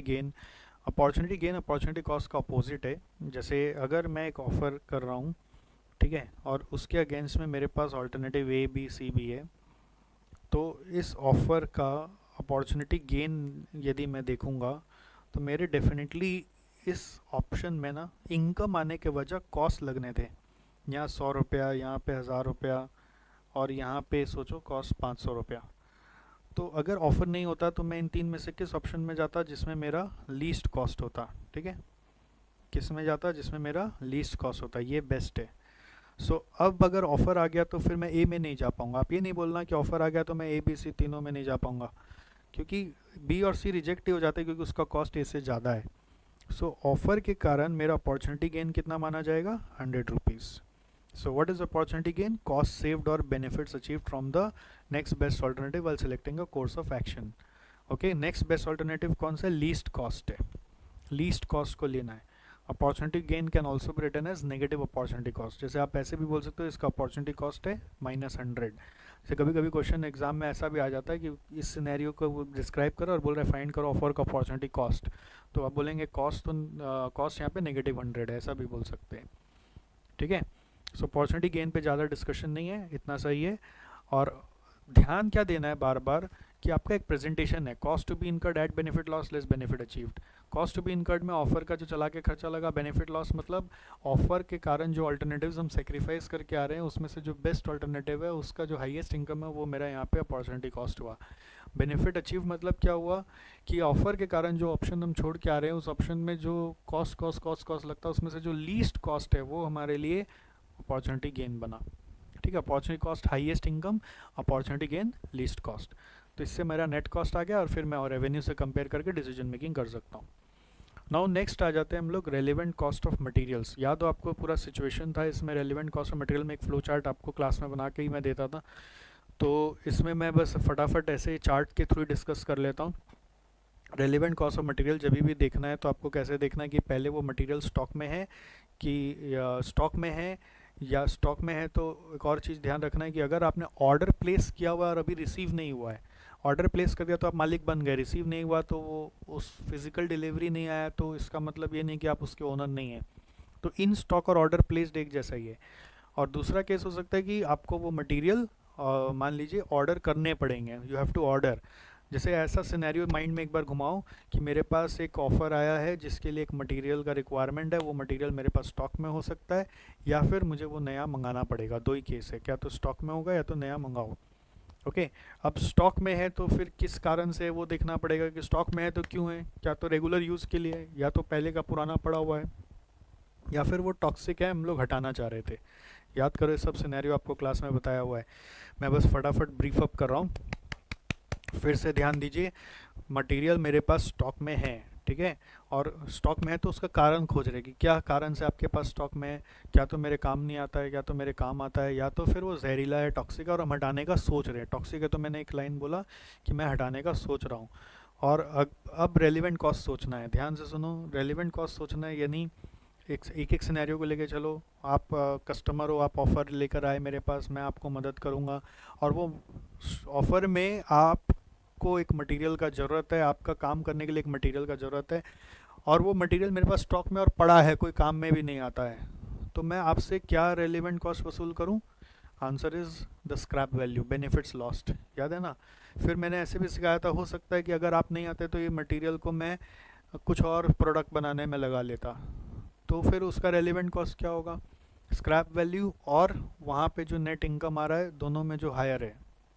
ध्यान से, मटेरियल मेरे पास पड़ा हुआ है, मटेरियल मेरे पास रखा हुआ है, नॉन मूविंग है, स्टॉक में पड़ा हुआ है, काम नहीं आ रहा है, ओके, और वो मटेरियल आपके ऑफ़र में ज़रूरत है, तो मैं आप एक मिनट, अच्छा मिला सिद्धार्थ अग्रवाल, आपने एक अच्छा पॉइंट बोला, आपने लिखा सिर्फ स्क्रैप वैल्यू ले लो, यही रॉन्ग होता है आपका, सिर्फ स्क्रैप वैल्यू क्यों ले लो भैया, ये गलत बोल रहे हैं आप।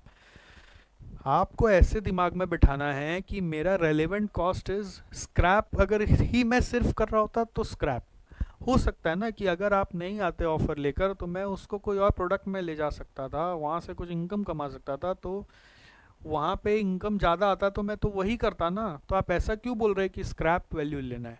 आपको हमेशा याद रखना है कि सर जो बेस्ट यूज़ आप करते हैं ना, मतलब अगर ऑफ़र नहीं आता तो मैं अपने मटेरियल का कोई बेस्ट यूज़ करता, बेस्ट यूज़ मतलब क्या, तो स्क्रैप करता या कोई और काम में लेता, तो जो दोनों में हाईएस्ट इनकम मुझे देता मैं तो वही कर रहा था, तो वो हाईएस्ट इनकम आपके लिए अपॉर्चुनिटी कॉस्ट है।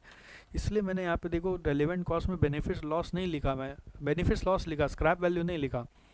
बेनिफिट लॉस का मतलब है हाईएस्ट ऑफ जितना भी अपॉर्चुनिटी आपके पास है, क्या तो स्क्रैप है या आप सब्सटीट्यूट करोगे, सब्सटीट्यूट वैल्यू, या फिर आपका कोई प्रोडक्ट आप बनाओगे, न्यू प्रोडक्ट बना लोगे उससे, तो उसका इनकम जो भी है हाईएस्ट लेना है। खाली स्क्रैप वर्ड दिमाग में मत बैठाइए, ओके। या डिस्पोजल कॉस्ट होगा तो वो नेट हो जाएगा, अगर कोई भी कॉस्ट ये इनकम को पाने के लिए आपका लग रहा है, डिस्पोजल कॉस्ट लग रहा है, तो वो आपका नेट कर लेंगे। थैंक यू तेजस, ये भी आपने ठीक बोला। Highest of scrap, substitute and conversion, ठीक है, कन्वर्जन इनटू न्यू प्रोडक्ट।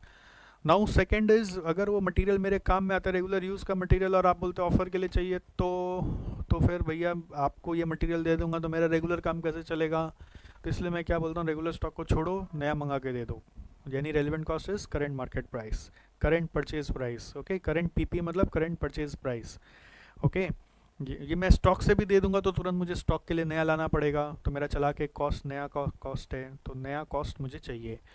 और थर्ड केस, अगर मेरा मटेरियल पड़ा हुआ है, टॉक्सिक है, टॉक्सिक का मतलब रेगुलर यूज़ नहीं है, टॉक्सिक का मतलब इम्प्लाइड है कि मैं उसको हटाने ही जा रहा हूँ, वेटिंग फॉर रिमूवल, ये ध्यान रखिएगा, ये इम्प्लाइड अजम्पशन है कि मैं टॉक्सिक है तो उसको हटाने ही जा रहा था कि आप आ गए कि सर मेरे को तो ये मटेरियल लगेगा, तो मैं बोला मेरे तो हटाना था तो मेरे हटाने का जनरली उसका कॉस्ट होता है, तो आपके कारण मेरा कॉस्ट बच गया, तो वो क्रेडिट मैं आपको दे सकता हूँ, कॉस्ट बाजार में देता वो आपको दे दूंगा, ऐसे सोच रहे हैं। अगर वो टॉक्सिक चीज़ को हटवाने का 1000 रुपये लगता तो मैं आपको 1000 रुपये का बेनिफिट दे सकता हूँ। ऐसे नहीं करते जनरली कि वो कस्टमर को कैश दे देते हैं, मैं आपको क्रेडिट दे सकता हूँ। आप मुझे फिर कुछ भी मत दो तो भी मेरे 1000 रुपये बचा, आप 1 रुपया दो तो मेरे 1001 बच गया, आप 100 रुपये दे दो मेरे 1100 बच गया, ऐसे सोचते हैं हम लोग, ठीक है। और अगर वो मटेरियल मुझे खरीदना है, फॉर एग्जांपल मेरे पास है ही नहीं, स्टॉक में ही नहीं है, मुझे खरीदना है, तो ऑब्वियसली जो खरीदने का कॉस्ट है वो रेलिवेंट कॉस्ट है, that is cost of material to be purchased, right. अगर मटेरियल खरीदने जा रहे हैं तो ऐसा भी केस हो सकता था, ये एग्जांपल आपको क्लास में कराया हुआ है कि वो मटेरियल लॉट में मिलता है, if materials are to be purchased in lots, okay.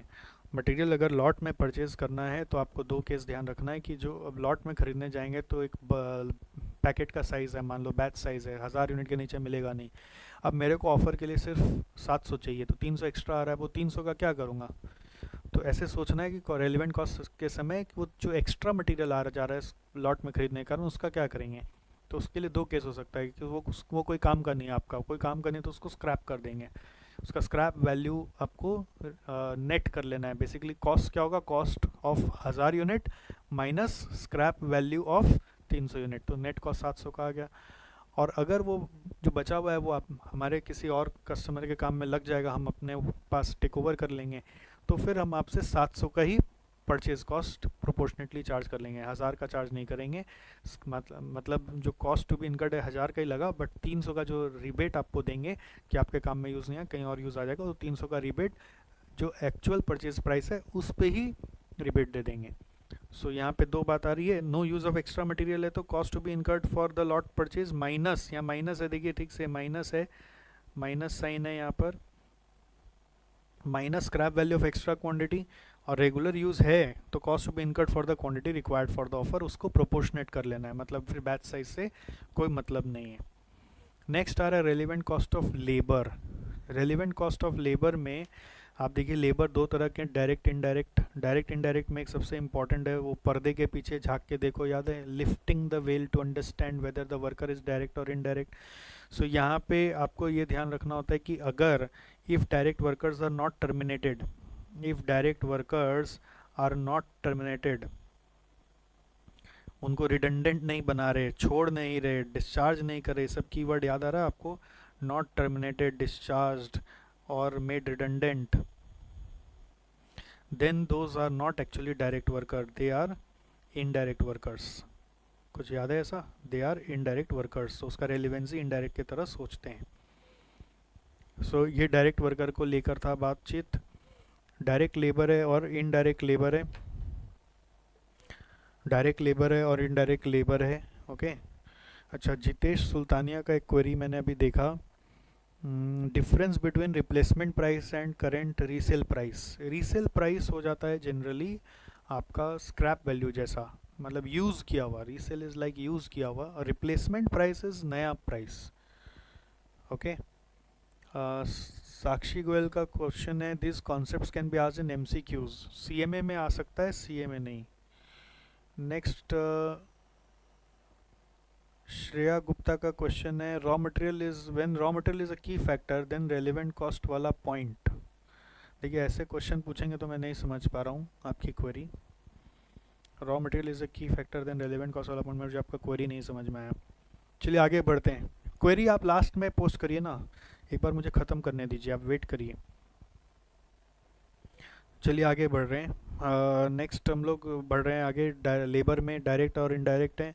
Direct कभी कभी इनडायरेक्ट जैसा ट्रीट किया जाता है, कब, जब डायरेक्ट वर्कर को हम डिस्चार्ज नहीं कर रहे हैं, ओके। और या कभी ऐसे भी याद रखना, एक सम कराया था मैंने आपको रंगा बिल्डर्स वाला, जिसमें स्किल्ड वर्कर्स को बताया जा रहा था कि एक प्रोजेक्ट से दूसरा प्रोजेक्ट में मूव कर लेते हैं अगर ज़रूरत पड़ता है तो। Skilled workers move from one project to another project in construction industry makes them indirect in nature, because construction industry का रूल क्या होता है कि जहाँ पे काम होता है वहाँ पे जाके लोकल प्रोक्योरमेंट करते हैं। अगर लोकल रिक्रूटमेंट कर रहे हैं और तो वो डायरेक्ट ही होता है। बट अगर आप एक साइड से दूसरा साइड पे मूव करा रहे हैं, मतलब आप उसको डिस्चार्ज नहीं कर रहे, छुट्टी नहीं दे रहे, मतलब वो इनडायरेक्ट नेचर के हो जाते हैं।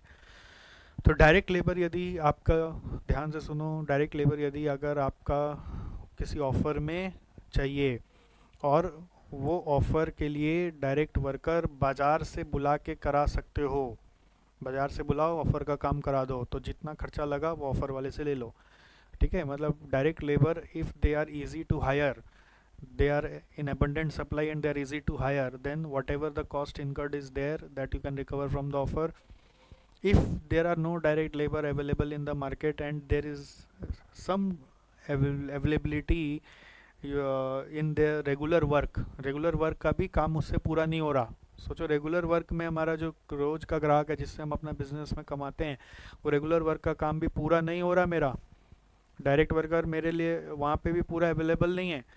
तो अब आपका ऑफ़र आता है तो हम ना नहीं बोलते कभी भी किसी को भी, हम बोलते ठीक है यहाँ से छुड़वा के वहाँ जाएगा, तो यहाँ से जो छोड़ के जाएगा तो यहाँ पे जो कंट्रीब्यूशन लॉस्ट होगा वो आपसे लेंगे, प्लस उसका जो कॉस्ट है वो भी लेंगे। कॉस्ट प्लस कंट्रीब्यूशन लॉस्ट, याद है ना, cost to be incurred plus contribution lost, अगर वो रेगुलर वर्क छोड़ के जाएगा तो। और तीसरा है, यदि वो, मान लीजिए आप रिडंडेंट उसको बना रखे हैं, आपके पास सरप्लस है, आप फिर भी हायर करके रखे हैं, उसको छोड़ते नहीं आप, ऐसा होता है ना, डायरेक्ट वर्कर को आप छोड़ नहीं रहे, आपके पास काम भी नहीं है बट फिर भी आप बैठा के रखे हुए हैं, तो वो इनडायरेक्ट नेचर का हो गया। उस समय उसका रेलिवेंट कॉस्ट इनडायरेक्ट की तरह देखेंगे। तो यही वाला पॉइंट यहाँ पे मैंने लिखा हुआ है, ठीक है। और इनडायरेक्ट वर्कर है यदि, इनडायरेक्ट वर्कर है यदि और हमारे पास खाली बैठा हुआ है और ऑफर आया, उसमें इनडायरेक्ट वर्कर का कुछ घंटा का ज़रूरत है, तो स्पेयर है, खाली बैठा हुआ है, नॉट बिजी है, तो मेरे को इनडायरेक्ट वर्कर को क्या होता है कि हर महीना का सैलरी देना ही होता है, उनका कॉस्ट कमिटेड होता है। डायरेक्ट वर्कर का कॉस्ट वेरिएबल कॉस्ट होता है, इनका जो कॉस्ट होता है ना वेरिएबल कॉस्ट होता है, इनका जो कॉस्ट होता है वो कमिटेड फिक्स कॉस्ट होता है, ठीक है। तो वो तो वैसे भी मेरे से चार्ज लेगा, अगर वो कुछ भी काम नहीं कर रहा होता तो उसका तो कमिटेड मंथली सैलरी है। अब आपका ऑफर के लिए कुछ घंटे की ज़रूरत है, यदि अगर आपके घंटे के लिए कुछ ज़रूरत है, अगर आपके कंटेंट के लिए कुछ ज़रूरत है, यदि ओके अगर आपके कंटेंट के लिए कुछ ज़रूरत है, ध्यान से सुनो, आपके ऑफ़र के लिए कोई वो वर्कर की ज़रूरत है, तो आपको कुछ अलग से इनकर करना नहीं है, the cost is nil, okay, the cost is nil, कुछ अलग से इनकर करना नहीं है तो कॉस्ट इज़ निल।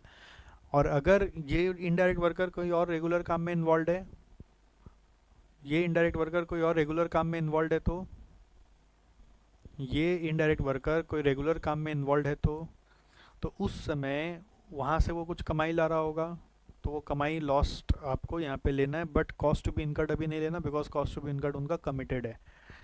और थर्ड, यदि कोई इस इनडायरेक्ट वर्कर से ओवर टाइम करा के हम लोग कोई काम करवा रहे हैं, ठीक है, अगर हम लोग यहाँ पर कोई भी ओवर टाइम करवा के ऑफर का काम करवा रहे, तो जो ओवर टाइम का चार्ज हमने इनडायरेक्ट वर्कर को दिया वो हम यहाँ पे वो रिकवर करेंगे। एक बार फिर से दिमाग में सजा लीजिए, ये सब चार्ट आपको माइंड में रखना है, ये सब चार्ट आपको दिमाग में पूरा सजा के रखना है, ओके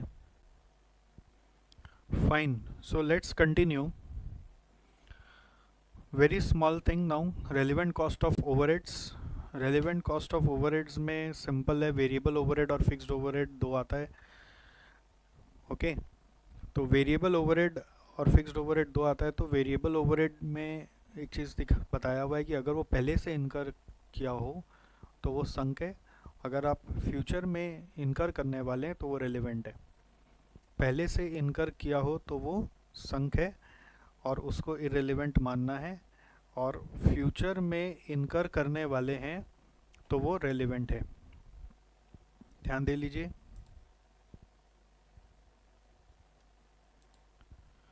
ओके, फ्यूचर में इनकर करने वाले हैं तो वो रेलिवेंट है। नेक्स्ट आ रहा है फिक्स्ड ओवरहेड्स। फिक्स्ड ओवरहेड अगर अवॉइडेबल नेचर का है तो वो रेलिवेंट है, और अनअवॉइडेबल नेचर का है तो इरेलीवेंट है। एकदम सिंपल है, इसमें कुछ सर का बताने का नहीं है। जस्ट क्या होता है वेरिएबल ओवरहेड में, ध्यान रखना है कि कभी कभी क्वेश्चन में दिया होता है variable overhead is as a percent of direct labour और as a rate per labour hour. कभी कभी वेरिएबल ओवरहेड दिया हुआ होता है as a rate per labour hour. Okay, तो जब परसेंट ऑफ लेबर कॉस्ट या फिर as a rate per labour hour दिया हुआ है तो उस समय एक्चुअल लेबर कॉस्ट को लिया करेंगे, ना कि रेलिवेंट लेबर कॉस्ट को। Apply the given rate on actual labour hours or actual labour cost and not on relevant labour cost. इस चीज़ पे आप ध्यान देंगे। ओके, और नेक्स्ट आ रहा है कमिटेड फिक्स्ड ओवरहेड। कभी कभी क्वेश्चन में कमिटेड फिक्स्ड ओवरहेड कभी कभी क्वेश्चन में डायरेक्टली नहीं दिया हुआ होता है, इनडायरेक्टली दिया हुआ होता है। कमिटेड फिक्स्ड ओवरहेड कभी कभी क्वेश्चन में डायरेक्टली नहीं दिया हुआ होता है, इनडायरेक्टली दिया हुआ होता है। तो उसके लिए क्या है, charged, added, recovered, applied, absorbed, apportioned or given as a percent in form or rate per unit or rate per labour hour. Fixed overhead जब इस तरह से दिया है तो आप समझ जाते हैं कि वो कमिटेड है, तो कमिटेड कॉस्ट को इग्नोर करना है। जैसे ऐसे भी लिखा हो समटाइम्स कि जस्ट ऐसे दिया हुआ है फिक्स्ड ओवरहेड इज़ ₹10,000, तो अनटिल अनलेस वो चला के लिखा हो कि ये फिक्स्ड ओवरहेड आपका एक्स्ट्रा फिक्स्ड ओवरहेड है, अलग से लगने वाला है, तो आप इसको इग्नोर करके चलते हैं। ठीक है, फिक्स्ड ओवरहेड इज़ ₹10,000 अगर ऐसा लिखा हुआ है, अनलेस स्पेसिफिक आप उसको हमेशा कमिटेड ही माने। ओके, नेक्स्ट आ रहा है relevant cost of depreciation. Relevant cost of depreciation का मतलब है कि कोई मशीनरी है जो हम लोग ऑफ़र के लिए यूज़ करना चाहते हैं, मशीनरी रिक्वायर्ड फॉर ऑफ़र, तो उसका कॉस्ट क्या होगा। ठीक है, और वो मशीनरी में डेप्रिसिएशन वर्ड का मतलब क्या है कि वो ओन करना पड़ेगा, परचेज़ करना पड़ेगा, क्या तो ओन्ड है या फिर परचेज़ करना पड़ेगा मशीनरी जो किसी ऑफ़र के लिए चाहिए। नहीं तो हम भाड़े पे भी लाके ऑफ़र का काम कर सकते हैं, तो उस समय मशीनरी हायरिंग चार्जेस एक एक्स्ट्रा कॉस्ट है, तो रेलिवेंट हो गई।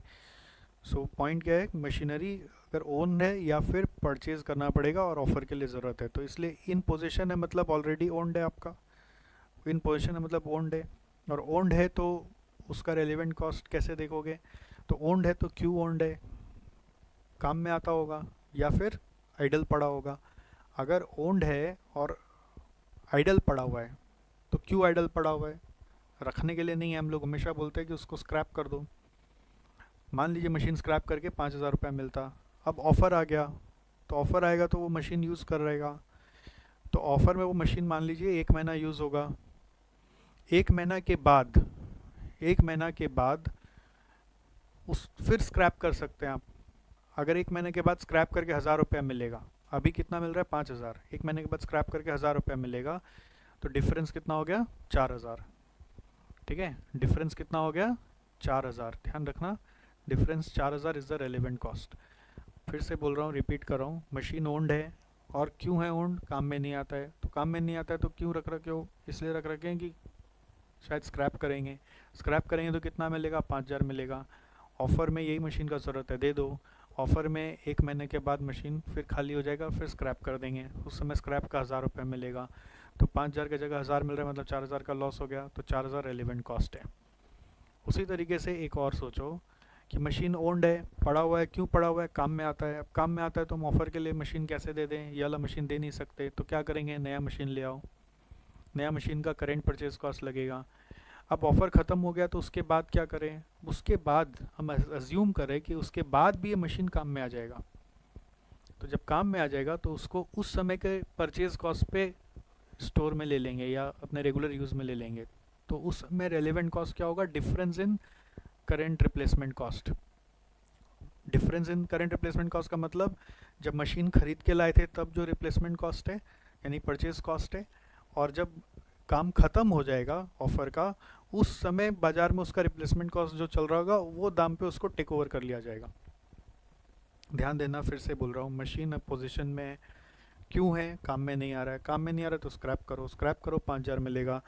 ऑफ़र में 1 महीना के लिए चाहिए, दे दीजिए, देने के बाद फिर क्या करें, मशीन काम ख़त्म हो गया अगर 1 महीने बाद, तो मशीन का क्या करें, फिर स्क्रैप कराइए, स्क्रैप करने के 1,000 रुपये मिला, तो डिफरेंस इन जो रिप्लेसमेंट डिफरेंस इन जो स्क्रैप वैल्यू है वो आपका रेलिवेंट कॉस्ट हुआ, यानी 5,000 माइनस 1,000 4,000। अब मशीन अगर हमारे पास यहाँ पर है, करेक्ट क्या है, यहाँ पर मशीन हमारे पास पोजीशन में है, और वो क्यों रहा है पोजीशन में, क्योंकि काम में आ रहा है। काम में आ रहा है तो हम ये वाला मशीन तो ऑफ़र में दे नहीं सकते, ये मशीन काम में रखेंगे। ऑफ़र के लिए मशीन चाहिए, नया ले आएंगे, नया लाएंगे, और फिर काम ख़त्म होने के बाद क्या करेंगे, हम अज्यूम करते हैं कि काम ख़त्म होने के बाद वो वापस यूज़ हो जाएगा। तो यूज़ हो जाएगा तो उस समय जो उसका परचेज वैल्यू मार्केट में चल रहा होगा, रीसेल वैल्यू नहीं, परचेज वैल्यू, एज इफ नया मशीन हम वापस अंदर ले रहे हैं, तो उस समय रेगुलर यूज है तो difference in purchase cost, no other use है तो डिफरेंस इन रीसेल वैल्यू। अब एक केस क्या हो सकता है कि मशीन हमारा टू बी परचेज है, फॉर एग्जांपल मशीन क्या है हमारा, टू बी परचेज है। ओके, टू बी परचेज मतलब हमारा पास मशीन पहले से नहीं है, ऑफर आया तो मशीन लेके आना पड़ेगा। ठीक है, मशीन लेके आना पड़ेगा, तो अब क्वेश्चन आता है कि ऑफ़र जब ख़त्म हो जाएगा तब मशीन का क्या यूज़। तो पता चला कि ऑफ़र ख़त्म होने के बाद मशीन का कोई यूज़ नहीं है, रेगुलर में काम नहीं आएगा, तो ऑफ़र के लिए लेके आओ, काम करो, फिर काम ख़त्म होने के बाद स्क्रैप कर दो। तो रेलिवेंट कॉस्ट कैसे आएगा, cost to be incurred at the start minus scrap value at the end, purchase cost at start minus resale value at end. ठीक है, purchase cost at start minus resale value at end. इसी तरह से अगर machine हमारा ख़रीदा गया नया और पहले से हमारे पास था नहीं, ऑफ़र ख़त्म होने के बाद हमारे काम में आ जाएगा, अभी काम में नहीं आ रहा है बट ऑफ़र ख़त्म होने के बाद काम में आ जाएगा, तो purchase cost at start minus purchase cost at end, which is we call as difference in purchase cost. जब भी हम अपने पास लेंगे तो हम एज इफ वो नया खरीद रहे हैं अपने यहाँ पर उस दाम पे टेक ओवर करेंगे। ठीक है, अब इसमें एक अजीब सा क्वेश्चन आता है कि सर जब ऑफ़र स्टार्ट हुआ तो मशीन 5 लाख का है, ठीक है, ऑफ़र एंड हुआ तब बाज़ार में वो मशीन 6 लाख में मिल रहा है, ऐसा नहीं होता है। एब्सर्ड क्वेश्चन है, क्योंकि ऑब्सोलीट हो जाते हैं ना कोई भी टेक्नोलॉजी, तो उसका दाम हमेशा घट जाता है। तो 6 लाख जो आ रहा होगा वो एडवांटेज वाला कोई मशीन होगा, कोई एडवांस मशीन होगा, उसका दाम 6 लाख हुआ होगा, वो 5 लाख वाला का प्राइस गिरा ही होगा, 4.5 हुआ होगा। हाँ, अब आप यूज़ भी किए अच्छे से और फिर आप रेगुलर यूज़ में ले रहे हैं ना, हो सकता है आप यूज़ भयानक तरीके से कर चुके ऑफर में, फिर आप रेगुलर यूज़ में ले रहे हैं, तो आप 4.5 के वैल्यू पे लोगे, क्योंकि उसका नया का दाम 4.5 लाख है, ये याद रखिएगा। तो 50,000 ही रेलिवेंट कॉस्ट आएगा, बस ये कॉन्सेप्ट है। अगर आपको लग रहा है वो इतना भयानक तरीके से यूज़ हो गया कि रेगुलर यूज़ के लायक ही नहीं है, तो आप स्क्रैप कर दीजिए ना, आपकी अपने रेगुलर यूज़ में उठा रहे हो उसको, ऐसे सोचना पड़ता है आपको। सो रेलिवेंट कॉस्ट ऑफ डेप्रिसिएशन इस तरह से आपको निकालना है। ओके, सो ये आपका यहाँ पे ख़त्म हुआ। और नेक्स्ट आ रहा है last point, non financial factors और एथिकल कंसिडरेशन, जो मैंने बोला most important for CA final new syllabus, comments लिखने के लिए काम आता है। अगर क्वेश्चन में आ जाए तो कभी कोई कारण से ऑफ़र के लिए कमेंट लिखना पड़े कि इवैल्यूएट तो कर लिया, उसके बाद बताइए कि और क्या कंसिडरेशंस हो सकते हैं, तो आप एनवायरनमेंट के बारे में बोल सकते हो, स्टाफ मोटिवेशन के बारे में बोल सकते हो, गवर्नमेंट रेगुलेशंस बोल सकते हो, अवेलेबिलिटी ऑफ रिसोर्स। खाली ये पॉइंट्स नहीं लिखना, थोड़ा उसको इलस्ट्रेट करना है, एक एक लाइन, खाली इतना सा कीवर्ड नहीं लिखना है, की वर्ड्स है, not the exact representation of your exam sentence. So availability of resource के बारे में, availability of project sites, corporate social responsibility, moral duties towards stakeholders, good governance and compliances, ये सब कुछ टर्म्स आप use कर सकते हो, जो जिसको लेके आप 2-3 पॉइंट बना देना एग्ज़ाम में टाइम और मार्क्स के हिसाब से। ठीक है, so all these are over now, all these are over now, non-financial factors and ethical consideration are over. So basically we have completed your relevant costing now. I can see some queries. This one student Aman Agarwal is asking, अगर labor rate day to day differential है then what shall be the variable overhead? So depends करता है अमन कि variable overhead का rate कैसा है। Variable overhead अगर as a percent of labour cost है तो जितना लेबर कॉस्ट है उसको टोटल कर लीजिएगा और उसका परसेंट ले लीजिएगा। ओके, और Tejas is saying please use little bit of English. I try to use Tejas, but thing is we have most of the students who understand better Hindi, so we have to balance that. Shreya is asking, sir, true cost of strike of labor कैसे निकालेंगे? So from where you have got this question, you can take up this question specifically in my online session 1 to 2. Today I may not be available in 1 to 2 p.m. session, but tomorrow I will be available, so you can take up there if you have any detailed question. True cost of strike of labor, ये concept अलग है, तो हम लोग इसके बारे में अलग से बात कर लेंगे। Pallavi Sharma is saying, can you please repeat relevant cost of indirect labor? Yes, I can repeat. Relevant cost of indirect labor, एक बार आप ध्यान से सुन लीजिए। indirect labor हमारे यहाँ पर committed fixed cost के बेस पे आते हैं, यानी कि indirect labor हमारे चाहे हम उनसे काम कराएं या ना कराएं, हमसे सैलरी लेंगे ही लेंगे। अब किसी ऑफ़र के लिए अगर हमें इनडायरेक्ट लेबर का ज़रूरत है, तो मेरे मेरे को ऑफ़र के लिए चला के अलग से कोई आदमी हायर नहीं करना, जो आदमी है उसी से ही काम करा लेना है। फॉर एग्जांपल जैसे हमारे यहाँ पे आईटी में एक टीम है, ठीक है, तो वो कमिटेड फिक्स कॉस्ट पे हम लोग रख रखे हैं। अब आपका गो लाइव प्लेटफॉर्म के लिए सपोर्ट का ज़रूरत है, फॉर एग्जांपल ये क्लासेस वगैरह कराने के लिए सपोर्ट चाहिए स्टूडेंट को, तो वो सपोर्ट दिलवाने के लिए, स्टूडेंट को वन टाइम सपोर्ट दिलवाने के लिए मैं अलग से किसी आदमी को तो हायर नहीं कर रहा, मेरा जो एग्जिस्टिंग टीम है उसी से कोई आदमी आके थोड़ा देर आपको सपोर्ट दे देगा। तो मेरे को इसके लिए चला के कोई एक्स्ट्रा कॉस्ट इनकर नहीं करना पड़ रहा, तो इसका रेलिवेंट कॉस्ट क्या होगा? निल होगा, because my team is able to spare that much time from there to here. Now my IT team may be fully busy in some regular work, and if now they are sparing some time here to give you support for something which is not so regular in nature, then the benefit loss from that work will be considered as relevant cost. And in third case, if I am giving them some overtime charges to do this offer work, then overtime cost will become the relevant cost. Okay. uh, so I have repeated indirect labor. I hope this is fine now. Next chapter कल start करेंगे, of course आज कैसे start करेंगे Vikas? I think today session is complete now. Today you have home task. Home task is what? एक quiz है आपका, SCM quiz. यहाँ पर रेलेवेंट कॉस्टिंग नाम का एक चैप्टर दिखेगा, इसका क्विज़ आप करके रखिएगा, और मैं पहले एक बार आपको वो रेलेवेंट कॉस्टिंग का क्विज़ का आंसर बता दूंगा. ओके, या फिर एक काम करिए, रेलेवेंट कॉस्टिंग का क्विज़ अभी खोल लीजिए, अगर आपके पास है तो आप अभी इसको फिलअप करके रख दीजिए.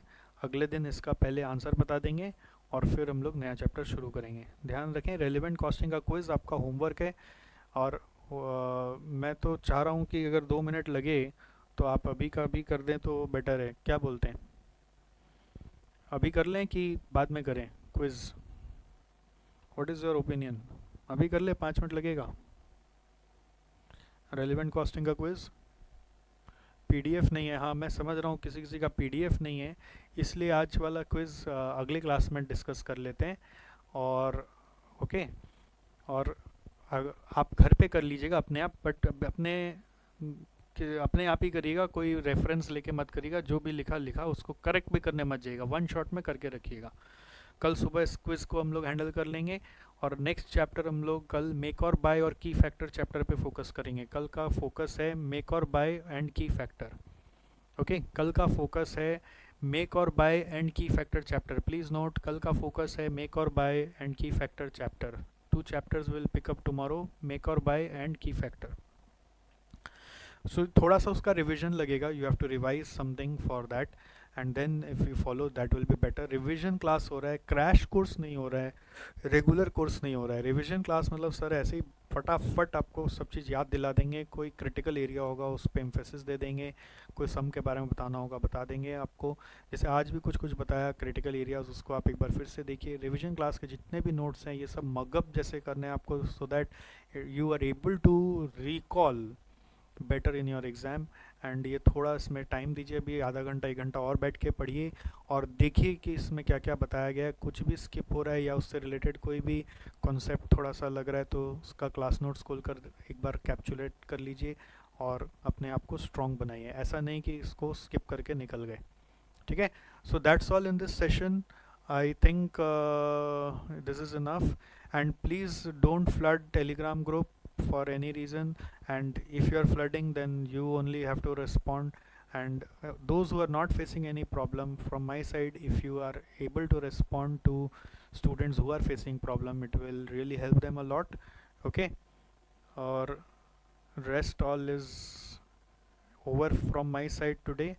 If you have any queries you can post in chat, I'll be there for 5 more minutes.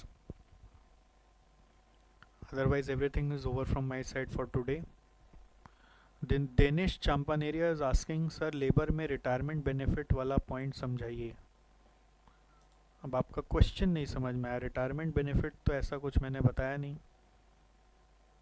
Yashika is asking, what should we do after doing revision class so as to take maximum benefit from them? Now after doing revision class you should first read all the points again, try to mug it up, try to mug each and every point that I talk. जैसे relevant costing, ऐसे आंख बंद करके पूरा recall करो, sir ने क्या बताया रेलिवेंट कॉस्टिंग में, रेलिवेंट कॉस्ट के बारे में बताया, रेलिवेंट कॉस्ट के बारे में बताया, तीन अप्रोच के बारे में बताए, फिर SAF एनालिसिस के बारे में बताए, फिर मिनिमम प्राइस, फिर मैक्सिमम प्राइस, फिर इवैल्यूएशन, फिर एक फॉर्मेट दिखाया, cost to be incurred at benefit loss less benefit achieve वाला, फिर रेलिवेंट कॉस्ट ऑफ मटेरियल आया, फिर रेलिवेंट कॉस्ट ऑफ लेबर आया, फिर रेलिवेंट कॉस्ट ऑफ ओवरहेड आया, फिर रेलिवेंट कॉस्ट ऑफ डेप्रिसिएशन आया, फिर एक एक में क्या है, ऐसे 10-15 मिनट इसको दीजिए और देखिए सारा पॉइंट्स आपको याद है कि नहीं। अपॉर्चुनिटी कॉस्ट भी आया था, अपॉर्चुनिटी गेन भी आया था।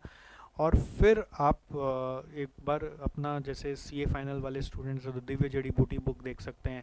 CMA फाइनल वाले स्टूडेंट्स हैं तो आई विल सजेस्ट कि आप अपना पास पेपर या स्कैनर उठा लीजिए और उसमें रेलिवेंट कॉस्टिंग के कुछ सम्स है तो उसको देखिए। CA फाइनल ओल्ड सिलेबस वाले स्टूडेंट है तो इंस्टीट्यूट का वही पास पेपर उठा के एक बार उसका देखिए। इंस्टीट्यूट से एक CA फाइनल ओल्ड सिलेबस में एक इंस्टीट्यूट के वेबसाइट पे कंपाइलर भी अवेलेबल है ऑफ पास्ट पेपर सोल्यूशन, उसमें रेलिवेंट कॉस्टिंग के जो क्वेश्चन है उसको एक बार देख लीजिए, सो दैट आज का आज ही रेलिवेंट कॉस्टिंग का और 1-2 घंटा देंगे तो थोड़ा सा सर्टेन हो जाएगा सब कुछ। और फिर आप थोड़ा सा एक बार गो थ्रू करना शुरू करिए मेक और बाय और की factor, so that next day के लिए आप और ज़्यादा तैयार हो। PDF वगैरह देखिए आप सब टेलीग्राम ग्रुप में मैं कुछ भी नहीं हेल्प करूँगा, मैं सिर्फ और सिर्फ उसमें टेक टीम को लगा रखा हूँ कि वो आपको थोड़ा टेक्निकली गाइड करे या फिर आप अपने आप को एक दूसरे को हेल्प करें। बाकी सब PDF वगैरह जैसी वेबसाइट पे अपलोडेड है, आप उसको उतार के देख सकते हैं। अगर वेबसाइट अभी शुरू नहीं हुआ है तो थोड़ी देर में वो चालू हो जाएगा। Like if there is a pension, Shreya Gupta is asking a question, like if there is a pension for fixed time or for lifetime, so what is relevant and what is relevant, recall करवा दीजिए। मुझे आपका question अभी भी clear नहीं हो रहा है, आप किस कॉन्टेक्स्ट में पूछ रहे हो, पूरा सिचुएशन नहीं बताएंगे तो मुझे याद नहीं आ रहा पेंशन और फॉर फिक्स टाइम और लाइफ टाइम का रेलिवेंट कॉस्ट से क्या नाता हो रहा है। Tejas question is opportunity benefit should be set off with the cost incurred and then net benefit should considered, sir. Correct, you are correct Tejas. Website नहीं चल रहा है Shubham मंडोगरा, yes I know that there is some update going on, it will be done in some time. Simran is asking, sir, after revision class is done can you please share the strategy for exam and last day preparations. A video for last day preparation is already there on our new YouTube channel, SG Satish Jalan Strategic Cost Management. YouTube channel name is Strategic Cost Management Satish Jalan. There I am talking about last day study plan. Okay, so you can watch that video. Yashika is saying thank you.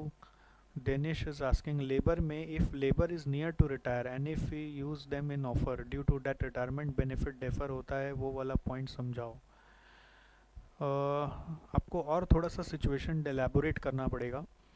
अगर कोई भी आपको ऐसे सोचना है दिनेश, या retirement benefit को लेकर या पेंशन को लेकर, कि आपको ऐसे सोचना है कि करंट में अगर मेरा ऑफ़र नहीं होता, मैं एक सोचने का तरीका आपको बता देता हूँ। There is no specific answer to your question, but सोचने का तरीका इज़ अगर लेबर आज ऑफ़र नहीं होता तो कितना रुपया ले रहा होता, और ऑफ़र आने के बाद वो हमसे कितना रुपया लेगा, वो आप उस डिफरेंस को कैलकुलेट करो।